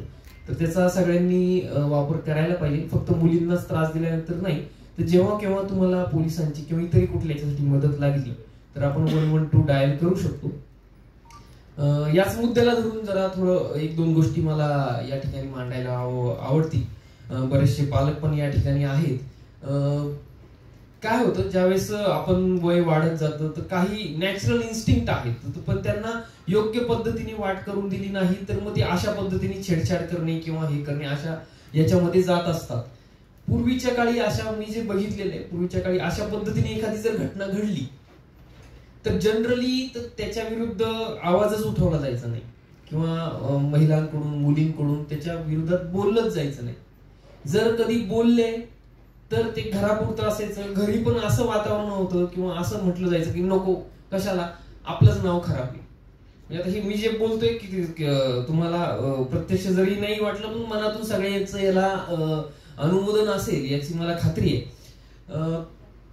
ती जर तक्रार जर आलीच नाही पुढे, त्याच्यावर कारवाईच झाली नाही तर आपण जे त्याच्या वर्तनात जो बदल अपेक्षित आहे तर तो होत नाही. त्याच्यामुळं मागच्या काही वर्षांमध्ये याच्यात बदल झालेले आहेत. लोक स्वतःहून समोर येतात, मुली महिला स्वतःहून समोर येतात. काही त्यांना जर त्रास होत असेल तशा पद्धतीचा तर तो पुढे मांडला जातो. आणि तो जर नाही मांडला तर जो त्रास देणार आहे त्याला असं वाटतं हे केलं तर काहीच होत नाही, त्याच्यामुळे तो आज त्याच्यावर जर कारवाई नाही झाली तर तो अजून पुढच्या टप्प्यावर जातो. अजून याच मुद्द्याला धरून असं आहे की फक्त माझा पाठलाग केला, फक्त शिट्टी वाजवली बघून किंवा दुसरं काही हातवारे काही इशारा केला तर याच्यावर कारवाई होऊ शकते का? याच्यावर 100% गुन्हा दाखल होऊ शकतो. मगाशी तुम्हाला जे सांगितलं मी, तर तो दखलपात्र गुन्हा आहे, त्याचा तपासही होऊ शकतो, त्याला अटकही होऊ शकते. त्याच्यामुळे घाबरायचं कारण नाही. थोडं पुढे आलो आपण की त्याच्यामधून निश्चितच मार्ग निघू शकतो. सर, पोलिसांबद्दल कुठेतरी सामान्य लोकांच्या मनामध्ये भीती असते, तर ती भीती कोणत्या कारणामुळे असू शकते असे तुम्हाला वाटतं? आणि सर, त्याबरोबरच पोलीस खात्यात किंवा इतर सरकारी कार्यालयात भ्रष्टाचार होतो का, याबद्दल तुम्ही कसे? दोन वेगवेगळे प्रश्न आहेत. आपण 2 टप्प्यांवर याच्यामध्ये जाऊ. पहिला प्रश्न आहे की पोलिसांच्या बद्दल समाजामध्ये भीती आहे का? तर आहे, निश्चितच आहे.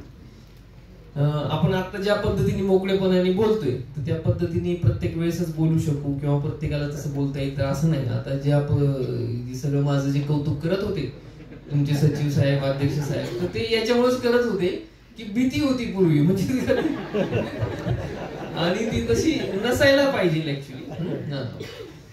तर भीतीची सुरुवात ज्यावेळेस लहान मूल जन्मतं आणि त्यानंतर तुम्ही बघितलं असेल एकदमच लहान मुलं, तर ते कधी अंधारात जायला घाबरतं का?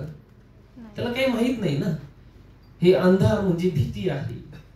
किंवा दुसऱ्या कुठलं तुम्ही किती हे सांगा, काही गरम एखादी वस्तू, ती गरम वस्तूला हात लावू नको, हात लावू नको असे बरेच वेळा सांगत असतात. तो लहान मुलाचं जर बघितलं तर जाऊन त्याला हात लाव, ज्यावेळेस चटका बसतो ना त्याला कळतं अरे हे गरम असते, याला हात लावायचं नाही. अशा पद्धतीने मनुष्य शिकत असतो.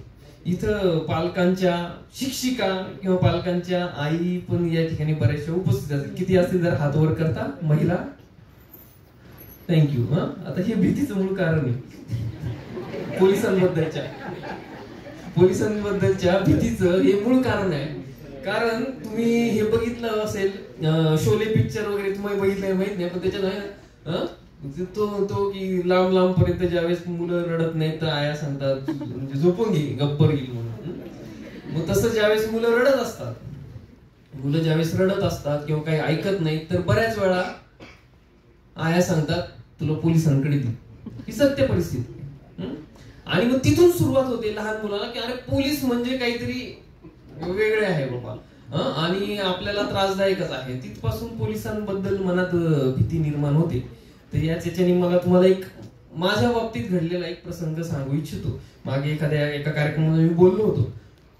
मी पोलीस खात्यातच जायचं असं काही ठरवलेलं नव्हतं. तर पोलीस खात्यात गेल्यानंतर सिलेक्शन झाल्यानंतर आमचं पहिलं ट्रेनिंग असतं पोलीस अकॅडमी नाशिक येथे.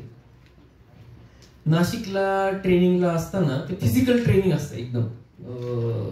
सकाळी 5:30 पासून जो दिवस सुरू होतो संध्याकाळी 7:30 ते 8 वाजता रोल कॉल होऊन संपतो आमचा आणि 10 वाजता लाईट्स ऑफ अशा पद्धतीचं शेड्यूल असतं. तर ते ट्रेनिंग मध्ये असताना गणपती महोत्सव असतात, आपला गणेशोत्सव असतो. तर गणेशोत्सवच्या वेळेस आम्हाला बंदोबस्तासाठी बाहेर पाठवतात. नाही तर पूर्ण वेळ आतमध्येच असतो, रविवारी फक्त काही तासांसाठी बाहेर सोडतात त्या अकॅडमीच्या. तर आमचं जून मध्ये ट्रेनिंग सुरू झालं. सप्टेंबर महिन्यामध्ये गणेशोत्सव होता. मग त्यावेळेस मला याला पाठवलं होतं, नाशिकलाच दिलं. शक्यतो ज्या गावातले किंवा ज्या जिल्ह्यातले असतील त्याच्या जवळपासच्या जिल्ह्यात किंवा तिथं द्यायचा प्रयत्न होतो याच्यासाठी 10-12 दिवसांच्या बंदोबस्तासाठी.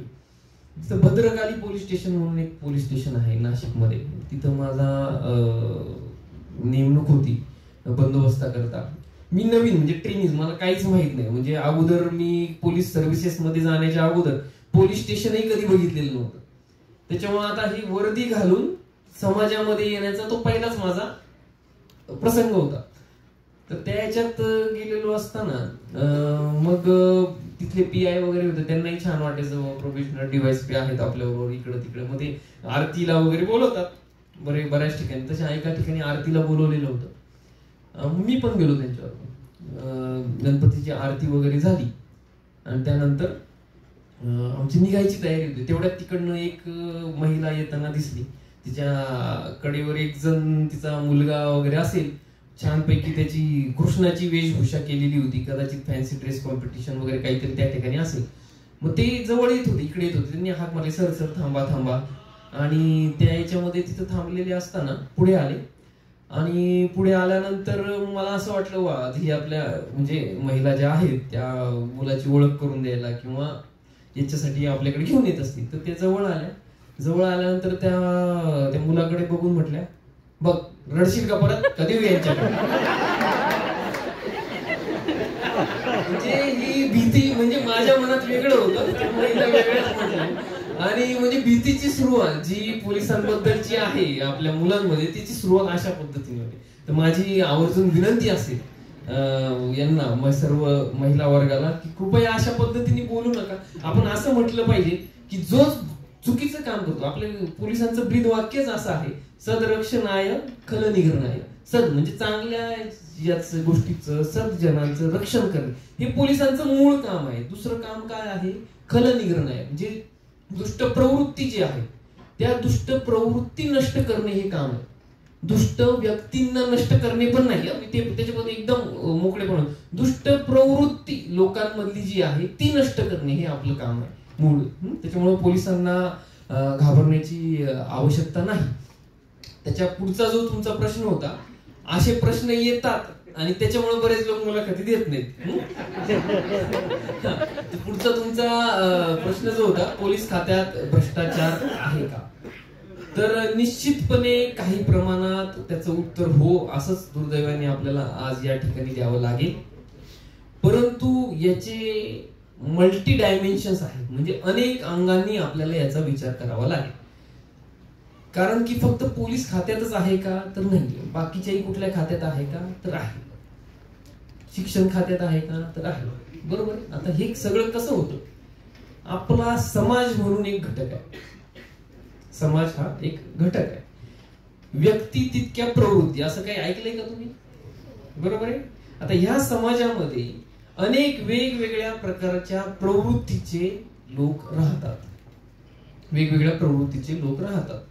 आणि त्यामधून आपण आता गुणवंत विद्यार्थ्यांचा गुणगौरव वगैरे केला, तर मुले बऱ्याच जणांचा इथं सत्कार केला. सगळे एकाच प्रकारच्या प्रोफेशन मध्ये जातील का? 95% ते 100% एवढी जी मुले ती हे होतील, डॉक्टर होतील किंवा इतके इंजिनियर होतील किंवा इतके मार्कवाले इकडे जातील. आणि त्याच्यामध्ये पण इतके मार्क मिळाले म्हणजे याचा स्वभाव वैशिष्ट्य किंवा गुण वैशिष्ट्य ही अशी अशी अशी आहे, म्हणजे XYZ अशी आहे असं नसतं. व्यक्तीचं जे वर्तन आहे ते अनेक घटकांनी नियंत्रित होत असत. बरोबर. त्याच्यामध्ये समाजामध्ये जेवढ्या प्रकारची चांगली लोक आहेत तेवढ्या प्रकारची लोक सगळ्या प्रोफेशन्स मध्ये आहेत. समाजामध्ये जेवढ्या प्रमाणात चांगले लोक आहेत तेवढे चांगले लोक पोलिसांमध्ये 100% आहेत. तेवढेच चांगले लोक शिक्षकांमध्ये आहेत, तेवढेच चांगले लोक वकिलांमध्ये आहेत, तेवढेच चांगले लोक व्यापारी वर्गात आहेत. सगळ्याच वर्गामध्ये तेवढ्या प्रमाणात चांगले लोक आहेत. समाजात जितक्या प्रमाणात वाईट प्रवृत्तीची लोक आहेत तितकेच वाईट प्रवृत्तीची लोक शिक्षकी पेशामध्ये पण आहेत, तितकेच वाईट प्रवृत्तीची लोक वकिली पेशामध्ये, व्यापारी पेशामध्ये, पोलीस पेशामध्ये किंवा दुसऱ्याही कुठल्या याच्यात आहेत. याच्याकडे आपण कुठल्या तरी एखाद्या पेशाकडे जायचं किंवा एखादा व्यवसाय निवडायचा, त्याला असं फिल्टर नाहीये की हा माणूस अशा पद्धतीने वागणार म्हणून. त्यामुळे त्या निश्चितच त्या याच्या ठिकाणी आहेत. आता त्याला काउंटर काय आहे सांगतो, म्हणजे आहे का, तर आहे. मग त्याला काउंटर काय आहे? काउंटर असं आहे की आपण एक तर भ्रष्टाचार करायला नको किंवा त्याला प्रोत्साहन द्यायला नको. जर कोणी असं करत असेल तर आपल्याकडं अँटी करप्शन ब्रँच आहे, ACB त्याला म्हणतात. त्याचे नंबर्स किंवा हे वेगवेगळ्या ठिकाणी आपण दिलेले असतात. तर तुम्ही त्या ठिकाणी जर गेलात, त्यांच्याकडे तक्रार केली तर ते त्यांची याच्यावर कारवाई केली जाते. फक्त पोलीसच नाही, इतर कुठल्याही याच्यामध्ये होत असेल तर. बरोबर आहे. आता याचा एक दुसरा अँगल असू शकतो. बऱ्याच वेळा मी आता या ठिकाणी म्हणेन पोलीस खातं याच्यामध्ये बऱ्यापैकी बदनाम आहे, म्हणजे भ्रष्टाचाराच्या अनुषंगाने. कारण ते रस्त्यावर फील्डवर सगळीकडे काम करतात. मी याच्यात कुठेही भ्रष्टाचारात किंवा त्या कुठल्याही गोष्टीचं समर्थन करू इच्छित नाही किंवा करणार नाही. परंतु जे दिसतं ते समोर जे काय होते है ना, जे ट्रॅफिक पोलीस आहे, एक उदाहरण म्हणून सांगतो तुम्हाला. ट्रॅफिक पोलीस आहे, ट्रॅफिक पोलिसांनी जर समजा कोणाला थांबवलं आणि सांगितलं लायसन्स आहे का किंवा नंबर प्लेट वेगळीच आहे किंवा विदाऊट हेल्मेट तुम्ही चालले, तर इथं बरेचसे पालक बसलेले आहेत. तर फर्स्ट रिस्पॉन्ड काय असेल त्याचा? जाऊ दे की साहेब, नाही जाऊ दे की साहेब तर नंतर येतं सांगतो तुम्हाला. फर्स्ट रिस्पॉन्ड असा आहे, तू गाडीला एवढी बाकीचे सगळे चालेल मलाच का अडवला, बरोबर आहे. त्याच्यानंतर तो गाडी बाजूला लावतो, यांनी थांबवलेलं असतं, बाकीचे काही काम बाकीचे काही चेक करत, तो थोडं बाजूला जातो, मोबाईल काढतो, ओळखीच्या कोणाला तरी फोन लावतो, म्हणतो साहेब यांच्याशी बोला. अशी हे म्हणजे अशा पद्धतीने रिस्पॉन्स. मग त्याच्यातून काही झालं नाही समजा, साहेब जाऊ दे की मग तुम्ही म्हणतात, मग तशा पद्धतीने ती पुढे सुरुवात होते. तर मला काय म्हणायचं, आपण पण नियमात राहिलं पाहिजे. आपण जे कायदे आपल्याला दिलेले आहेत अगदी छोटे छोटे आहेत, अगदी छोटे छोटे, त्यांचं पालन केलं पाहिजे. आणि म्हणजे आणि जर कधी अशी वेळ आली, आपलं लिगल काहीतरी काम आहे, जर कोणी पैसे मागत असेल किंवा दुसऱ्या कुठलं काही फेवर मागत असेल, तर आपण त्याला ठामपणे नकार दिला पाहिजे. तुम्ही बऱ्याच वेळा काय होतं, हे खाली कुठतरी होतं आणि आपण वरिष्ठांपर्यंत पोहोचतच नाही. जे त्यांचे नियंत्रण अधिकारी असतील त्यांच्यापर्यंत आपण जातच नाही. आपण जर तिथपर्यंत आपला आवाज पोहोचवला तर कदाचित याच्यातल्या बऱ्याचशा म्हणजे किमान 50% याला आळा बसण्याची बसू शकतो असं मला वाटतं. थँक्यू. Yes yes yes. आता हे मुलांना समजा काही गुन्हा घडताना दिसतो किंवा त्याच्यावर काही झालं तर ते स्वतः ऑनलाईन FIR करू शकतात का? हा, आता एक ऑनलाईन FIR ची e-FIR असा आपल्याकडे जे मागच्या 1 जुलै पासून, बरोबर वर्ष झालं आपल्याकडे, आता 1 जुलै पासून जे फौजदारी कायदे पूर्वीपासून आपल्याकडे होते त्यांच्यात काही सुधारणा करून, बहुतांशी सुधारणा झाल्या, त्या सुधारणा करून आपल्याकडे मागच्या वर्षी 1 जुलै पासून नवीन 3 फौजदारी कायदे अंमलात आलेले आहेत. त्या याच्यामध्ये e-FIR असा एक कॉन्सेप्ट आहे. त्याच्यामध्ये e-FIR आपण करू शकतो, परंतु e-FIR केल्यानंतर 3 दिवसांमध्ये आपल्याला पोलीस स्टेशनला जाऊन तो कन्फर्म करावा लागतो, म्हणजे साईन करावी लागते तिथं. आणि मुलं करू शकतात का? 100%. कुणीही FIR करू शकतो, त्याला एजचं काहीतरी लिमिट नाहीये. कायदा आणि सुव्यवस्था पाळण्यासंदर्भात तुमच्या समोर कोणकोणती आव्हाने असतात? कायदा आणि सुव्यवस्था ही अबाधित ठेवणे हे पोलिसांचं मूळ कर्तव्य आहे. लॉ अँड ऑर्डर कळत ना. आता म्हणजे काय, तर जे या आपल्या देशासाठीचे जे कायदे आहेत तर त्यांचं पालन व्यवस्थित होत आहे अशी परिस्थिती, सुरक्षिततेची परिस्थिती आपल्या समाजामध्ये निर्माण ठेवणे हे आपलं काम आहे. आता आपण कायदा आणि सुव्यवस्था मेंटेन ठेवण्यासाठीची कामं जी आहेत त्याच्यामध्ये समाज हा सगळ्यात महत्वाचा मोठा घटक आहे. ते करण्यासाठी पोलिसांसमोर आताचं जे आव्हान आहे, तर आपली आताची जी सामाजिक बदलती परिस्थिती जी आहे, तर ते खूप मोठं आव्हान सध्या मला असं वाटतं की पोलिसांसमोर आहे. आपण मागच्या काही वर्षांमध्ये बघितलं तर धर्माधर्मामध्ये, जाती जातीमध्ये सलोखा निर्माण होण्याऐवजी काही प्रमाणात दरी निर्माण होताना आपल्याला दिसत आहे. तर वेगवेगळ्या जातीय अस्मिता चुकीच्या पद्धतीने अतिप्रमाणात जागृत झालेल्या आहेत किंवा धार्मिक अस्मिता जास्त जागृत होऊन किंवा त्या पद्धतीने गट निर्माण झालेले आहेत समाजामध्ये. ते सध्याच्या कायदा आणि सुव्यवस्था ठेवण्यासाठीच पोलिसांसमोरच मोठं आव्हान आहे असं मला वाटतं. सर, आता एखाद्या ठिकाणी समजा गुन्हा घडलाय, तर त्या गुन्ह्याचा आणि किंवा मग त्या गुन्हेगाराचा शोध घेताना कोणत्या गोष्टी आपण लक्षात घेतात? पूर्वीच्या काळी काय होतं की वाहतुकीची किंवा दळणवळणाची विशेष काही साधनं नव्हती. त्याच्यामुळे काही गुन्हे घडले, हे झाले, तर ते गुन्हेगार जे होते ते शक्यतो आजूबाजूचे किंवा त्याच परिसरातले हार्डली 5-50 किलोमीटरच्या आजूबाजूच्या याच्यातले गुन्हेगार असायचे. मग त्यावेळेस आपली खबरी जे म्हणतात आपण, खबरी म्हणजे इंटेलिजन्स जो गोळा केला जातो, गोपनीय माहिती, सिक्रेट इन्फॉर्मेशन, तर ती लोकांमधूनच आपल्यापर्यंत यायची आणि ते एक उत्तम डिटेक्शनचं त्यावेळेस टूल होतं. आता जशी याची दळणवळणाची जशी साधनांमध्ये मोठ्या प्रमाणात वाढ झालेली आहे, कम्युनिकेशनच्या साधनांमध्ये मोठ्या प्रमाणात वाढ झालेली आहे, त्या याच्यानुसार लोकांची जे गुन्हेगारांचे गुन्हे करण्याचं जे पद्धती आहे त्याच्यामध्ये मोठे बदल झालेले आहेत. त्यामुळे आता आम्हाला त्याची तर गुन्हे डिटेक्ट करताना मदत पूर्वीसारखी खबरांची तेवढ्या प्रमाणावर होत नाही. मग आता जे बदल झाले टेक्नॉलॉजिकली आम्ही त्यांचा वापर करतो. सीसीटीव्ही हा त्याच्यामधला एक महत्वाचा भाग आहे. म्हणजे सीसीटीव्ही मध्ये आपण जे चेहरे किंवा हे दिसू शकतील तर त्याच्यावरून एक त्याची ओळख पटवून तो एक प्रकार आहे डिटेक्ट करण्याचा. अजून काही टेक्निकल अनालिसिस आहेत, जे तांत्रिक विश्लेषण आम्ही जे आमच्याकडे तांत्रिक माहिती येते त्याचं करून आम्ही बऱ्यापैकी हे गुन्हे निष्पन्न करणे किंवा गुन्हेगार निष्पन्न करण्याचा प्रयत्न केला जातो.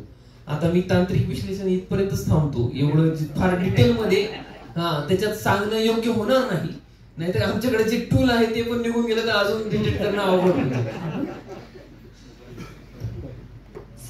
पण याच्यात सांगतो आता अजून एक काही सिस्टीम्स डेव्हलप होत आहेत आपल्याला. आपण बरेच वेळा म्हणतो आम्ही परदेशात गेलो है ना, काही जण जाऊन आलेले असतील, तिथे बघतात सगळं आमचं माणूस कुठे आहे काय सगळं ट्रॅक होतो हे होतो. तर आपण त्या टप्प्यावर लवकरच पोहोचणार आहोत आणि त्याचा म्हणजे फार डिटेल नाही सांगणार, निश्चितच आपल्याला पोलीस विभागाला किंवा एकंदरीतच याच्यात प्रत्येक व्यक्तीला आपण ट्रॅक करू शकू इथपर्यंत आपण खूपच लवकर त्या टप्प्यावर जाण्याची आता सध्याच्या प्रोसेसमध्ये आहोत. सर, एखाद्या केसमध्ये राजकीय दबाव टाकण्याचा प्रयत्न झाला तर अशा परिस्थितीत आपण काय कराल? हे बघा, हा बऱ्याच वेळा बराच पोलीस विभागामध्ये किंवा कुठल्याही प्रशासकीय विभागामध्ये हा मुद्दा निश्चितच येतो. वैयक्तिकरित्या माझा अनुभव असा आहे की आपण ज्या ठिकाणी आमची नवीन पोस्टिंग झाली, समजा नवीन पोस्टिंग ज्या ठिकाणी झाली त्या ठिकाणी आपण रुजू झाल्यानंतर वेगवेगळ्या याच्यात वेगवेगळे लोकप्रतिनिधी आहेत. म्हणजे राजकीय किंवा जे बहुतांश वेळा लोकप्रतिनिधी असतात, लोकांचं नेतृत्व करतात, लोक जे आहेत त्यांच्या पुढे त्यांचे प्रश्न घेऊन जातात आणि त्या अनुषंगाने काही संपर्क केला जातो आणि ते संपर्क करण्यामध्ये काही वावगं आहे असं मला बिलकुल वाटत नाही. असा संपर्क झाल्यानंतर काही त्यांचा जो समस्या घेऊन गेलेला आहे तर ते त्याच्या बाजूनी बघून बोलत असतात. त्याच्यामुळे ते त्याच्या याच्याने आम्हाला काही सूचना केल्या जातात. परंतु नवीन ठिकाणी आपण कधी गेलो, आम्ही हजर झालो नवीन बदलीच्या ठिकाणी, तर असे काही लोक असतात की जे चुकीच्या पद्धतीने किंवा चुकीची कामं करण्यासाठी दबाव बनवण्याचा प्रयत्न करतात. परंतु पहिल्या महिन्या 2 महिन्यामध्ये जर एखादा ऑफिसर त्या ठिकाणी गेलेला आहे की त्यांनी काम करताना जर तसं जाणून दिलं की मी कायद्यात जे आहे ते करणार आहे, फक्त दबाव आहे म्हणून कायद्याच्या चौकटीच्या बाहेर जाऊन काही करणार नाही, असं जर त्या यांच्यापर्यंत पोहोचलं तर असा कुठलाही राजकीय दबाव येत नाही किंवा त्याच्यातून ते लोकांच्या लक्षात या अधिकारी असं काम करत आहेत तर त्या पद्धतीने राजकीय दबाव तुमच्यावर टाकण्याचा प्रयत्न होत नाही. हा एक भाग. दुसरं, अनेक असे खूप मोठे मोठे नेते आहेत की जे कधीही त्यांच्या याच्यामध्ये अशी ख्याती आहे, विशेषतः लातूरमध्ये ते खूप मोठ्या प्रमाणात आहे की कुठलंही चुकीचं काम करण्याकरता पोलिसांवर दबाव आलेला नाही. म्हणजे मला विशेषतः हे आवर्जून या ठिकाणी नमूद करावे लागेल की मी जरी उल्लेख केला की काही ठिकाणी पहिल्या 1-2-3 महिन्यामध्ये प्रयत्न केला जातो किंवा ते चाचपून बघतात काय होऊ शकते, पण तसा प्रयत्न सुद्धा लातूरमध्ये झाला नाही. हे लातूरचं वैशिष्ट्य आहे. सर, ऑनलाईन शॉपिंग तसेच सायबर क्राईमला आम्ही बळी पडू नये यासाठी आम्ही कोणती काळजी घ्यायला हवी? खूप छान प्रश्न आहे बेटा. याच्यामध्ये आजकाल प्रत्येकाच्या हातामध्ये मोबाईल आहे आणि जे सायबर फ्रॉड्स किंवा होतात इकॉनॉमिकल ऑफेन्सेस सायबरच्या थ्रू, तर त्यांचं प्रमाण खूप मोठ्या प्रमाणावर वाढतं. मगाशी मी जे म्हटलं की गुन्हेगारांची गुन्हे करण्याची पद्धत प्रचंड प्रमाणात प्रचंड वेगाने बदलते, तर हा एक त्याच्यामध्ये आहे. आपण ज्यावेळेस मोबाईल किंवा याच्यामध्ये ऑनलाईन शॉपिंग किंवा त्या याच्यामध्ये जात असतो, तर आपलं सगळ्यात महत्वाचं पहिलं काम आहे की ती साईट सिक्युअर आहे का हे आपण चेक केलं पाहिजे. आणि मोबाईल हे असं साधन आहे की तुम्ही जर एखादी गोष्ट सर्च केली तर त्या पद्धतीचे ते तुम्हाला पॉपअप्स द्यायला सुरुवात करतं लगेच. तुमचं व्यक्तिमत्व कसं आहे किंवा तुम्ही काय पद्धतीचे सर्च करतात हे तुमचा मोबाईल एकदा हातात घेतला आम्ही की 10 मिनिटात त्या व्यक्तीचं व्यक्तित्व कसं असावं हे लगेच लक्षात येतं.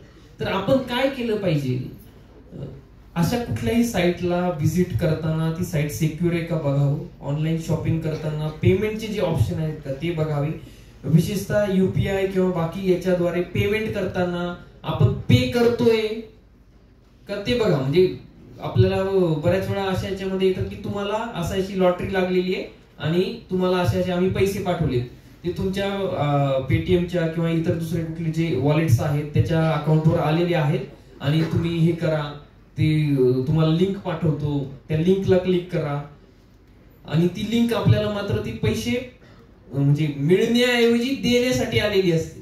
ते आपण लोक चेकच करत नाही, आपण पेमेंट करतोय का पेमेंट रिसिव्ह करतोय, म्हणजे पे करतोय का रिसिव्ह करतोय ते चेक न करता त्याच्यात OTP किंवा दुसरं हे आपले जे सिक्युरिटी हे आहे ते टाकले जातात, पासवर्ड टाकले जातात आणि त्या याच्यातून फ्रॉड होतो. दुसरं,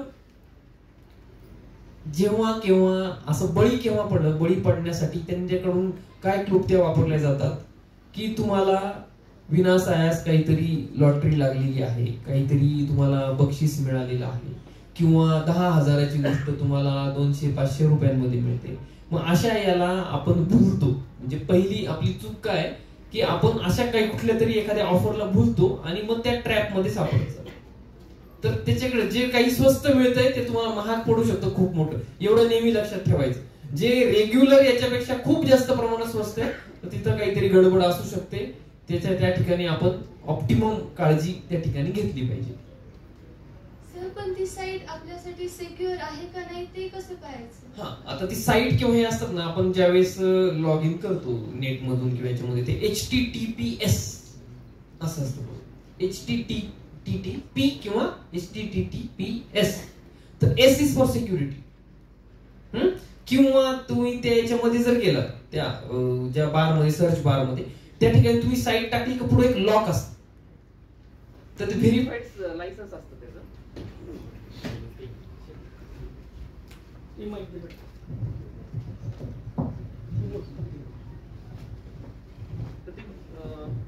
व्हेरीफाईड लायसन्स असतं. तर ते जर आपण चेक केलं तर आपल्याला ही म्हणजे साईट जी आहे ती सिक्युअर आहे किंवा नाही हे कळू शकतं.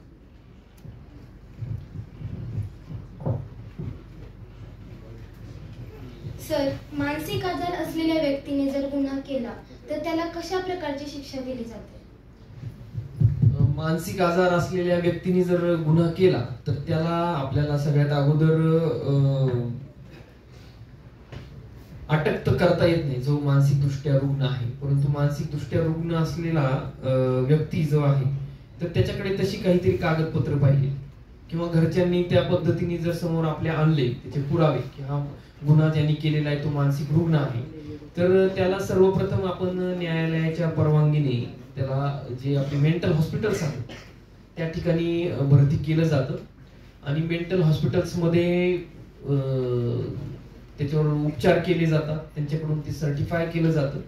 आणि मग त्याच्यात मग शिक्षा मात्र जे मानसिक रुग्ण आहेत त्यांना मात्र मानसिक रुग्ण असताना केलेल्या गुन्ह्यासाठी शिक्षा देता येत नाही. म्हणजे न्यायालयाकडून त्याच्यावर खटलाचं किंवा ते पुरावे सिद्ध झाले की हा मानसिक दृष्ट्या रुग्ण आहे तर न्यायालय त्याला शिक्षा देत नाही. आपल्याला हे मानसिक रुग्ण जे आहेत त्याच्या बाबतीत थोडं समजून घेतलं पाहिजे. ज्या पद्धतीने जग आपल्याला समजत असतं त्या पद्धतीने त्यांना जग समजत नसतं. म्हणजे आपण आता इथे हॉलमध्ये बसलोय, हे चाललंय, कार्यक्रम चालू, मानसिक रुग्ण जर इथे असेल तर त्याला त्या पद्धतीने परसेप्शन नाही, हे पण आपण समजून घेतलं पाहिजे. आणि ज्या कुठल्या घरामध्ये किंवा याच्यामध्ये असं कोणी असेल तर त्याच्यावर जे आपले वैद्यकीय उपचार आहेत त्याच्याकडे निश्चितपणे गेलं पाहिजे. आता खूप मोठ्या प्रमाणावर आपल्याकडे जनजागृती होतीये त्या दृष्टीने, तर तिकडे थोडस लक्ष दिलं पाहिजे सगळ्यांनी असं मला वाटतं. सर, एक प्रश्न आलो, ऑनलाईन गेमिंग मध्ये आता मुलं भरपूर अडकायला लागले आणि आत्महत्येपर्यंत जातात, त्याच्यापासून कसं वाचायचं? आता हा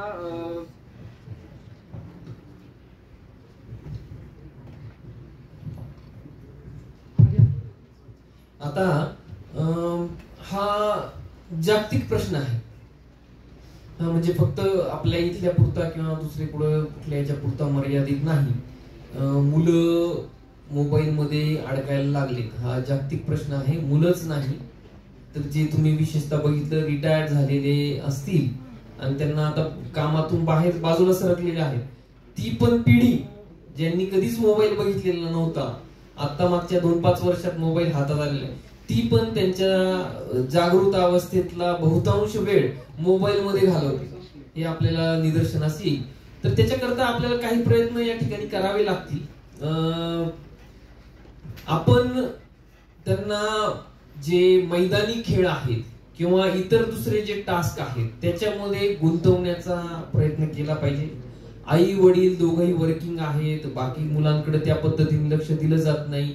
मुलांना बाहेर खेळण्याची साधनं उपलब्ध नाहीत किंवा आकर्षक खेळ, मैदानी खेळ किंवा इतर दुसरे कुठले छंद त्याच्यामध्ये आपण त्यांना इन्व्हॉल्व करायला आपण कमी पडतोय असं मला वाटतं. म्हणून ते ऑनलाईन गेमिंग कडे जात आहे. ऑनलाईन गेमिंग ही अशी एक वेगळीच जग आहे की ज्याच्यात तुम्ही गेल्यानंतर त्याच्यात त्याचं डिझायनिंगच असं केलं जातं की त्याच्यात वेगवेगळ्या स्टेजेस असतात.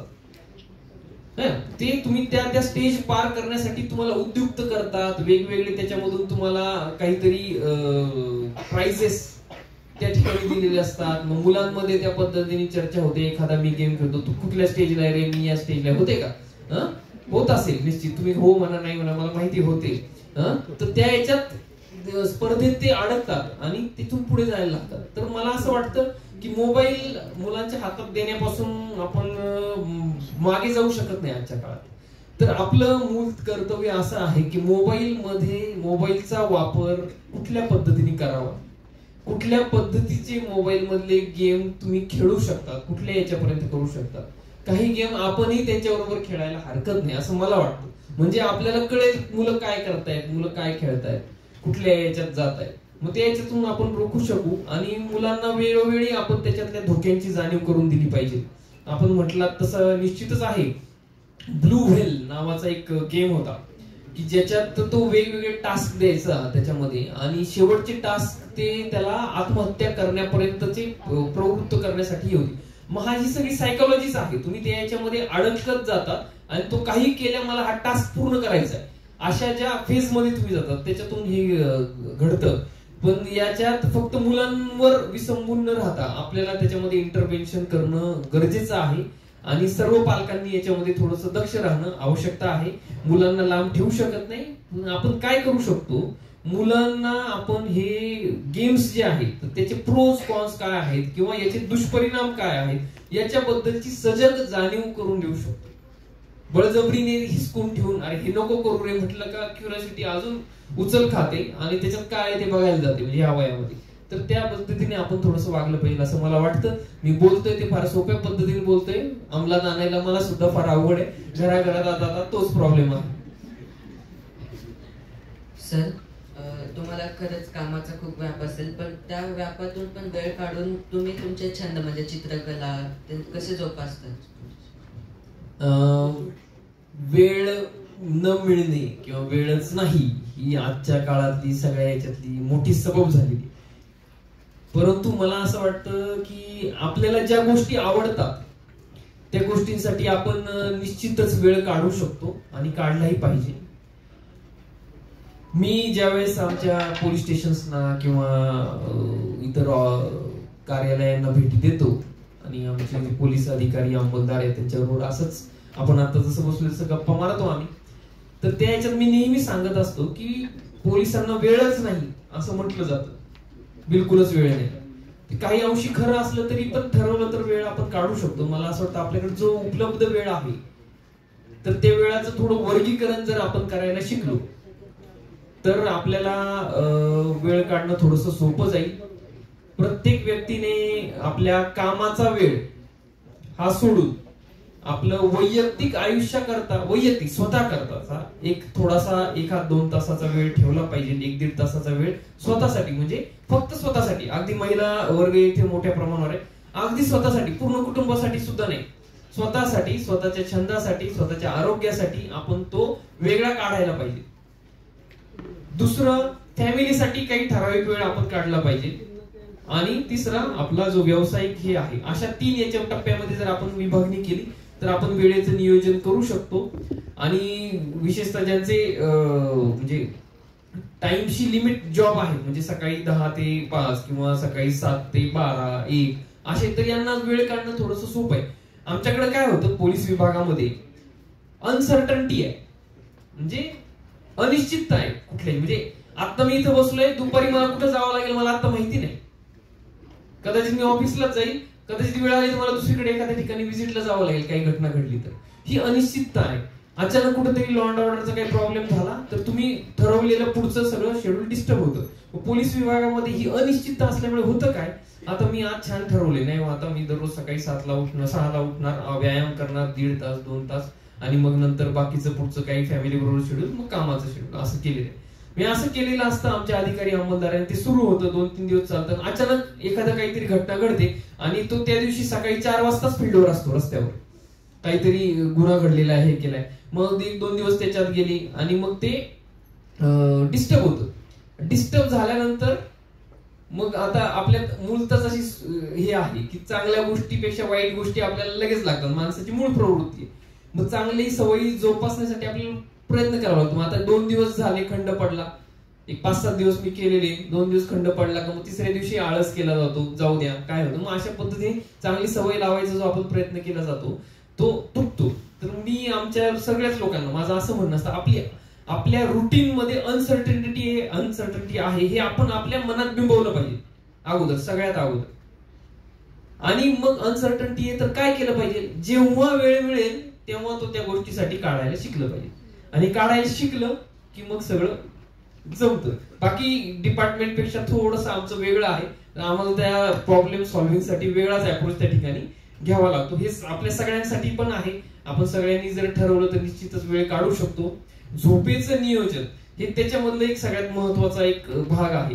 तुम्हाला जर तुमची झोप नियोजित आणि नियंत्रित करता आली 6 ते 8 तासांच्या मध्ये चांगल्या क्वालिटीची, तर मग हे बाकीचे वेळ आपल्याला तेवढे मिळू शकतात.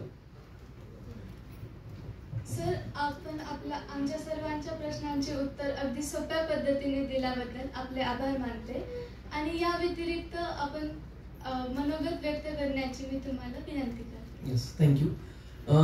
सगळ्यात प्रथम तर लातूर शहरामध्ये आल्यानंतर लातूर मधला जो शिक्षणाचा पॅटर्न आहे त्या पॅटर्न मध्ये न बसणारी पूर्णतः वेगळी तुमची शाळा आहे. याच्याबद्दल मी तुमच्या सगळ्यांचं संपूर्ण जी डायरेक्टर आहे किंवा सगळे शालेय शिक्षक आहेत सगळ्यांचं खूप खूप अभिनंदन करतो. आताच गुणगौरव झाला आणि जे सगळे आहेत मुलं, कोणी डॉक्टर व्हायचं असेल, कुणाला इंजिनियर व्हायचं असेल, हे 2च फील्ड्स आपल्याला मोठ्या प्रमाणावर माहिती असतात. परंतु एक डेव्हिड गार्डनर म्हणून एक मानसोपचार तज्ञ होते, काही जणांना त्याच्याबद्दल माहिती असेल. तर आपल्याकडे हा मुलगा हुशार आहे हे कशावरून ठरवलं जातं, कशावरून? मार्क्सवरून. म्हणजे एखाद्या विद्यार्थ्याला त्याच्या शालेय मूल्यमापन जे आहे, जी एक शिकवलेलं आहे, परीक्षा घेतली, त्याच्यात किती मार्क्स मिळाले त्याच्यावरून असं ठरवलं जातं हा मुलगा किती हुशार आहे. पण डेव्हिड गार्डनर म्हणून जे मानसोपचार तज्ञ होते, मानसशास्त्रज्ञ होते, मानसोपचार तज्ञ नाही मानसशास्त्रज्ञ होते, तर त्यांनी बुद्धिमत्ता म्हणजे काय याची एक व्याख्या केलेली आहे. बुद्धिमत्ता म्हणजे फक्त काहीतरी तुम्ही वाचलेले आणि ते आठवतायत, ते तुम्हाला आठवतंय म्हणजे मेमरी म्हणजे इंटेलिजन्स नाही. तर इंटेलिजन्स काय आहे? इंटेलिजन्स हे वेगवेगळ्या क्षमतांचा एक समुच्चय आहे, वेगवेगळ्या ॲबिलिटीचा एक समुच्चय आहे, जो वेगवेगळ्या व्यक्तींमध्ये वेगवेगळ्या पद्धतीने असतो. त्यांनी तशा याच्यामध्ये सांगत असताना 7 पद्धतीच्या बुद्धिमत्तांचं वर्णन केलेलं आहे. 7 पद्धतीच्या बुद्धिमत्तांमध्ये पहिली बुद्धिमत्ता आहे लिंग्विस्टिक इंटेलिजन्स. लिंग्विस्टिक म्हणजे भाषिक बुद्धिमत्ता. म्हणजे काय? हे लेखक आहेत, हे वक्ते आहेत, ज्यांचं भाषेवर प्रभुत्व आहे. बरोबर आहे? ज्यांचं भाषेवर प्रभुत्व आहे, भाषेमधल्या गोष्टी त्यांना कळत आहेत, त्यांना भाषिक इंटेलिजन्स त्यांच्यामध्ये जास्त आहे. तर ते वक्ते किंवा लेखक आपल्याला या कॅटेगरीमध्ये घेता येतील. दुसरे आहेत त्याच्यामध्ये लॉजिकल अँड मॅथमॅटिकल इंटेलिजन्स. जे लॉजिकल थिंकिंग मध्ये चांगले आहेत किंवा मॅथमॅटिकल ज्या सगळ्या आपण सम्स करतो त्याच्यामध्ये चांगले आहे, ते मॅथमॅटिकल इंटेलिजन्स. त्याचबरोबर पुढचं आहे ते म्हणजे म्युझिकल इंटेलिजन्स. काही लोकांना संगीतामध्ये मोठ्या प्रमाणावर गती असते, म्हणजे संगीतामधले बारकावे कळतात. आपण ऐकतो, आपल्याला छान वाटतं, पण बारकावे कदाचित आपल्याला कळणार नाही, परंतु त्यांना ते बारकावे अगोदरपासून कळत असतात. तर ती बुद्धिमत्ता काही व्यक्तींमध्ये असते. पुढचं आहे स्पेशियल किंवा अवकाशीय. याच्यामध्ये ज्या गोष्टी आपल्या समोर नाही येत आता, परंतु ते मी इमॅजिन करू शकतो. वेगवेगळे रस्ते आहेत ते व्यवस्थित माझ्या लक्षात राहतात. विशेषतः आर्किटेक्ट किंवा ते जे असतात ते अशा याच्यामध्ये येतात की समोर तुमच्या नाहीये, पण ते चित्र ते त्यांच्या डोक्यात उभं असतं, हे काय आहे. विशेषतः रुबिक्स क्यूब तुम्ही बघितलं असेल है ना, ते रुबिक्स क्यूब सॉल्व्ह करायचं, ते स्पेशल इंटेलिजन्स तुमचं खूप चांगलं पाहिजे. मुलं माझे करतात, मला त्याच्यातलं बिलकुल कळत नाही, म्हणजे कसं काय, म्हणजे हा कलर, हे सगळे कलर या बाजूला या, त्याच्या ट्रिक असले मला पण कळत नाही. हे वेगवेगळ्या पद्धतीचे असतात. त्याच्यानंतर पुढची पाचवी जी आहे तर ती आहे इंटरपर्सनल इंटेलिजन्स. म्हणजे वेगवेगळ्या व्यक्तींमध्ये संवाद करणे, त्यांना समजून घेणे आणि त्या पद्धतीने काम करणे, याला म्हणतात इंटरपर्सनल इंटेलिजन्स. काही लोक कदाचित तुम्हाला वरच्या कुठल्या याच्यात खूप मोठ्या प्रमाणात पुढे दिसणार नाही, परंतु ते गप्पा मारण्यामध्ये, मुलं जोडण्यामध्ये, मित्र जोडण्यामध्ये खूप मोठ्या प्रमाणावर चांगल्या पद्धतीने काम करत असतात. त्याच्यानंतर पुढची सहावी आहे इंटेलिजन्स इंट्रापर्सनल इंटेलिजन्स.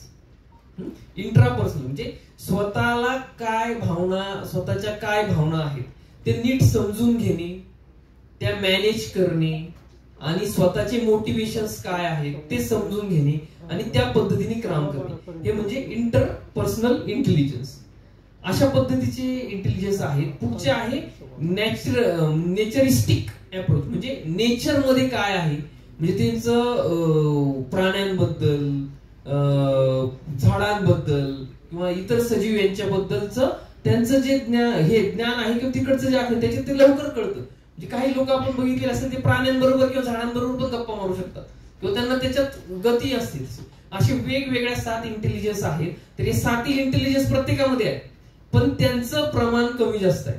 तर अशा प्रत्येक याच्यानुसार प्रत्येक व्यक्ती हा इंटेलिजंट आहे. हेच आपल्या शाळेचं पण अप्रोच आहे. हे मला ऐकून हे करून फार छान वाटलं. तर फक्त मार्क मिळाले म्हणून आपण हुशार झालेलो नाही, तर अशा पद्धतीचे कुठल्याही याच्यामध्ये असलो आपण, एक मला वाटतं राहिलं वाटतं कायनेटिक, मसल कायनेटिक किंवा तो जो इंटेलिजन्स आहे, म्हणजे काही मुलं जे आहेत ना खेळात प्रचंड हे असतात, म्हणजे शारीरिक हालचालींवर त्यांचा प्रचंड कंट्रोल असतो. बरोबर आहे. म्हणजे आता आपल्याकडे क्रिकेट प्रसिद्ध आहे, समजा क्रिकेट खेळायचं तर किती कमी वेळ आहे बॉल येऊन बॅट पर्यंत, तू कुठला शॉट मारायचा, कुठलं हे करायचं, किंवा बॉल उडालेला कॅच करायचंय, किंवा फुटबॉल खेळताय कसा चकवा द्यायचा, कसं हे, याच्यासाठी तुम्हाला सगळ्यात महत्वाचं काय, फ्रॅक्शन ऑफ सेकंड मध्ये आपल्याला ठरवायचे आणि काय पद्धतीची मुवमेंट आपल्या शरीराची करायची. किंवा डान्सर्स आहेत ते पण याच्यामध्ये येऊ शकतात. तर अशा वेगवेगळ्या प्रकारचे इंटेलिजन्स आहे. तर आपण आपलं कुठला कोर आहे, कुठलं हे चांगलं आहे ते बघून जर आपण आपलं करिअर निवडलं तर ते चांगलं राहील. आत्ताच आपले जे हे आहेत सगळे गुणगौरव केलेले विद्यार्थी आहेत, तुम्ही आता 11वी 12वीला जाणार आणि काहीतरी करिअरची दिशा तुमची निश्चित करणार. करिअर वेगवेगळ्या वेळेस बदलत असत असं मला वाटतं. म्हणजे मी BMS ला ऍडमिशन म्हणजे आणि थोडक्यात अजून आता पालकही इथे, तर करिअर किंवा सक्सेस म्हणजे काय, आपण कसं मोजतोय आज सक्सेस.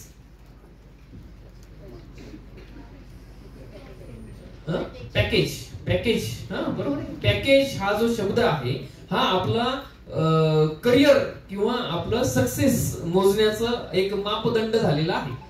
काय पॅकेज आहे त्याच्यातून आपल्याला बाहेर पडण्याची गरज आहे असं मला वाटतं. तो किती आनंदी आहे हे एक आपण त्याच्यात हे ठेवलं पाहिजे. आणि पालकांनाही असं वाटतं की म्हणजे अभिमान आहे, अभिमानाने सांगितलं जातं. किंवा आता लातूर मधल्या शाळेत माझी मुलंही होते, ते रँकर असा एक शब्द आहे, रँकर आहे, मुलगा रँकर आहे, म्हणजे पहिल्या 2-3 रँक मध्ये येतो किंवा ते होतं. त्याच्यातून थोडस बाहेर येण्याची आपल्याला आवश्यकता आहे. पालकांनाही असं वाटतं की मुलगा हा आपला ATM मशीन झाला पाहिजे, भरपूर पैसे कमवले पाहिजे, बटन दाबला का पैसे बाहेर आले पाहिजे, तर त्या याच्यातून थोडं बाहेर जायची आपल्याला आवश्यकता आहे असं मला वाटतं. तर करिअर निवडताना काय केलं पाहिजे? करिअर निवडताना सगळ्यात अगोदर आपल्याला काय आवडतं हा पहिला क्रायटेरिया आपण ठेवला पाहिजे. म्हणून मी मगाशी जे तुम्हाला सांगितलं की जे सगळे इंटेलिजन्सचे प्रकार आहेत त्याच्यानुसार आपल्याला कशात गती आहे आणि कशात आनंद आहे हे आपण पहिल्यांदा घेतलं पाहिजे. बरोबर आहे? आपल्याला जे आवडतं, बरोबर आहे, आपल्याला जे आवडतं ते समाजाला उपयोगी आहे का? समाजाला उपयोगी आहे का हा दुसरा क्रायटेरिया त्याच्यामध्ये आपण लावला पाहिजे. मला आवडतंय, समाजालाही उपयोगी आणि त्याच्यातून मी अर्थार्जन करू शकतो का, माझी फॅमिली चालू शकतो का, हे 3 क्रायटेरिया जर आपण लावले आणि त्या 3 क्रायटेरियामध्ये बसणारं जर करिअर निवडलं तर तुम्ही सक्सेसफुल म्हणजे आनंदी आयुष्य जगू शकाल असं मला वाटतं. तरी जे याच्यात आहे तुम्हाला कदाचित हे वय इतक्या डीप मध्ये जाऊन किंवा अशा पद्धतीने समजण्याचं नाहीये, परंतु तरी पालकांकडून तरी तसा प्रयत्न केला जावा किंवा मुलांना तशा पद्धतीने थोडं आपण गाईड करण्याची भूमिका घेतली जावी असं मला वाटतं. त्याचबरोबर आजकाल पालक फारच म्हणजे मुलांवर लक्ष ठेवून किंवा हे करून असं चाललेलं आहे. आम्ही लहान होतो तर आम्ही खूप लांब सायकलवर जायचो, हे करायचो. आता आपल्याला म्हणजे मलाही माझ्या मुलाला 100 मीटर पण बाहेर जायचे, एकट्याला जायचे, हे केलं जात नाही. तर थोडस त्यांना मोकळी दिली पाहिजे, त्यांना त्यांच्या पायावर उभं राहायला थोडस आपण मदत केली पाहिजे असं मला वाटतं. मुलांकडे आपण त्यांच्या प्रत्येकच गोष्टीवर लक्ष ठेवून असतो, बरोबर आहे. आजच्या काळातल्या याचं उदाहरण द्यायचं म्हटलं तर आपण CCTV बनायचा प्रयत्न करतो, है ना. काय चाललंय काय करतोय असं बनण्यापेक्षा आपण GPS बनावं असं मला वाटतं.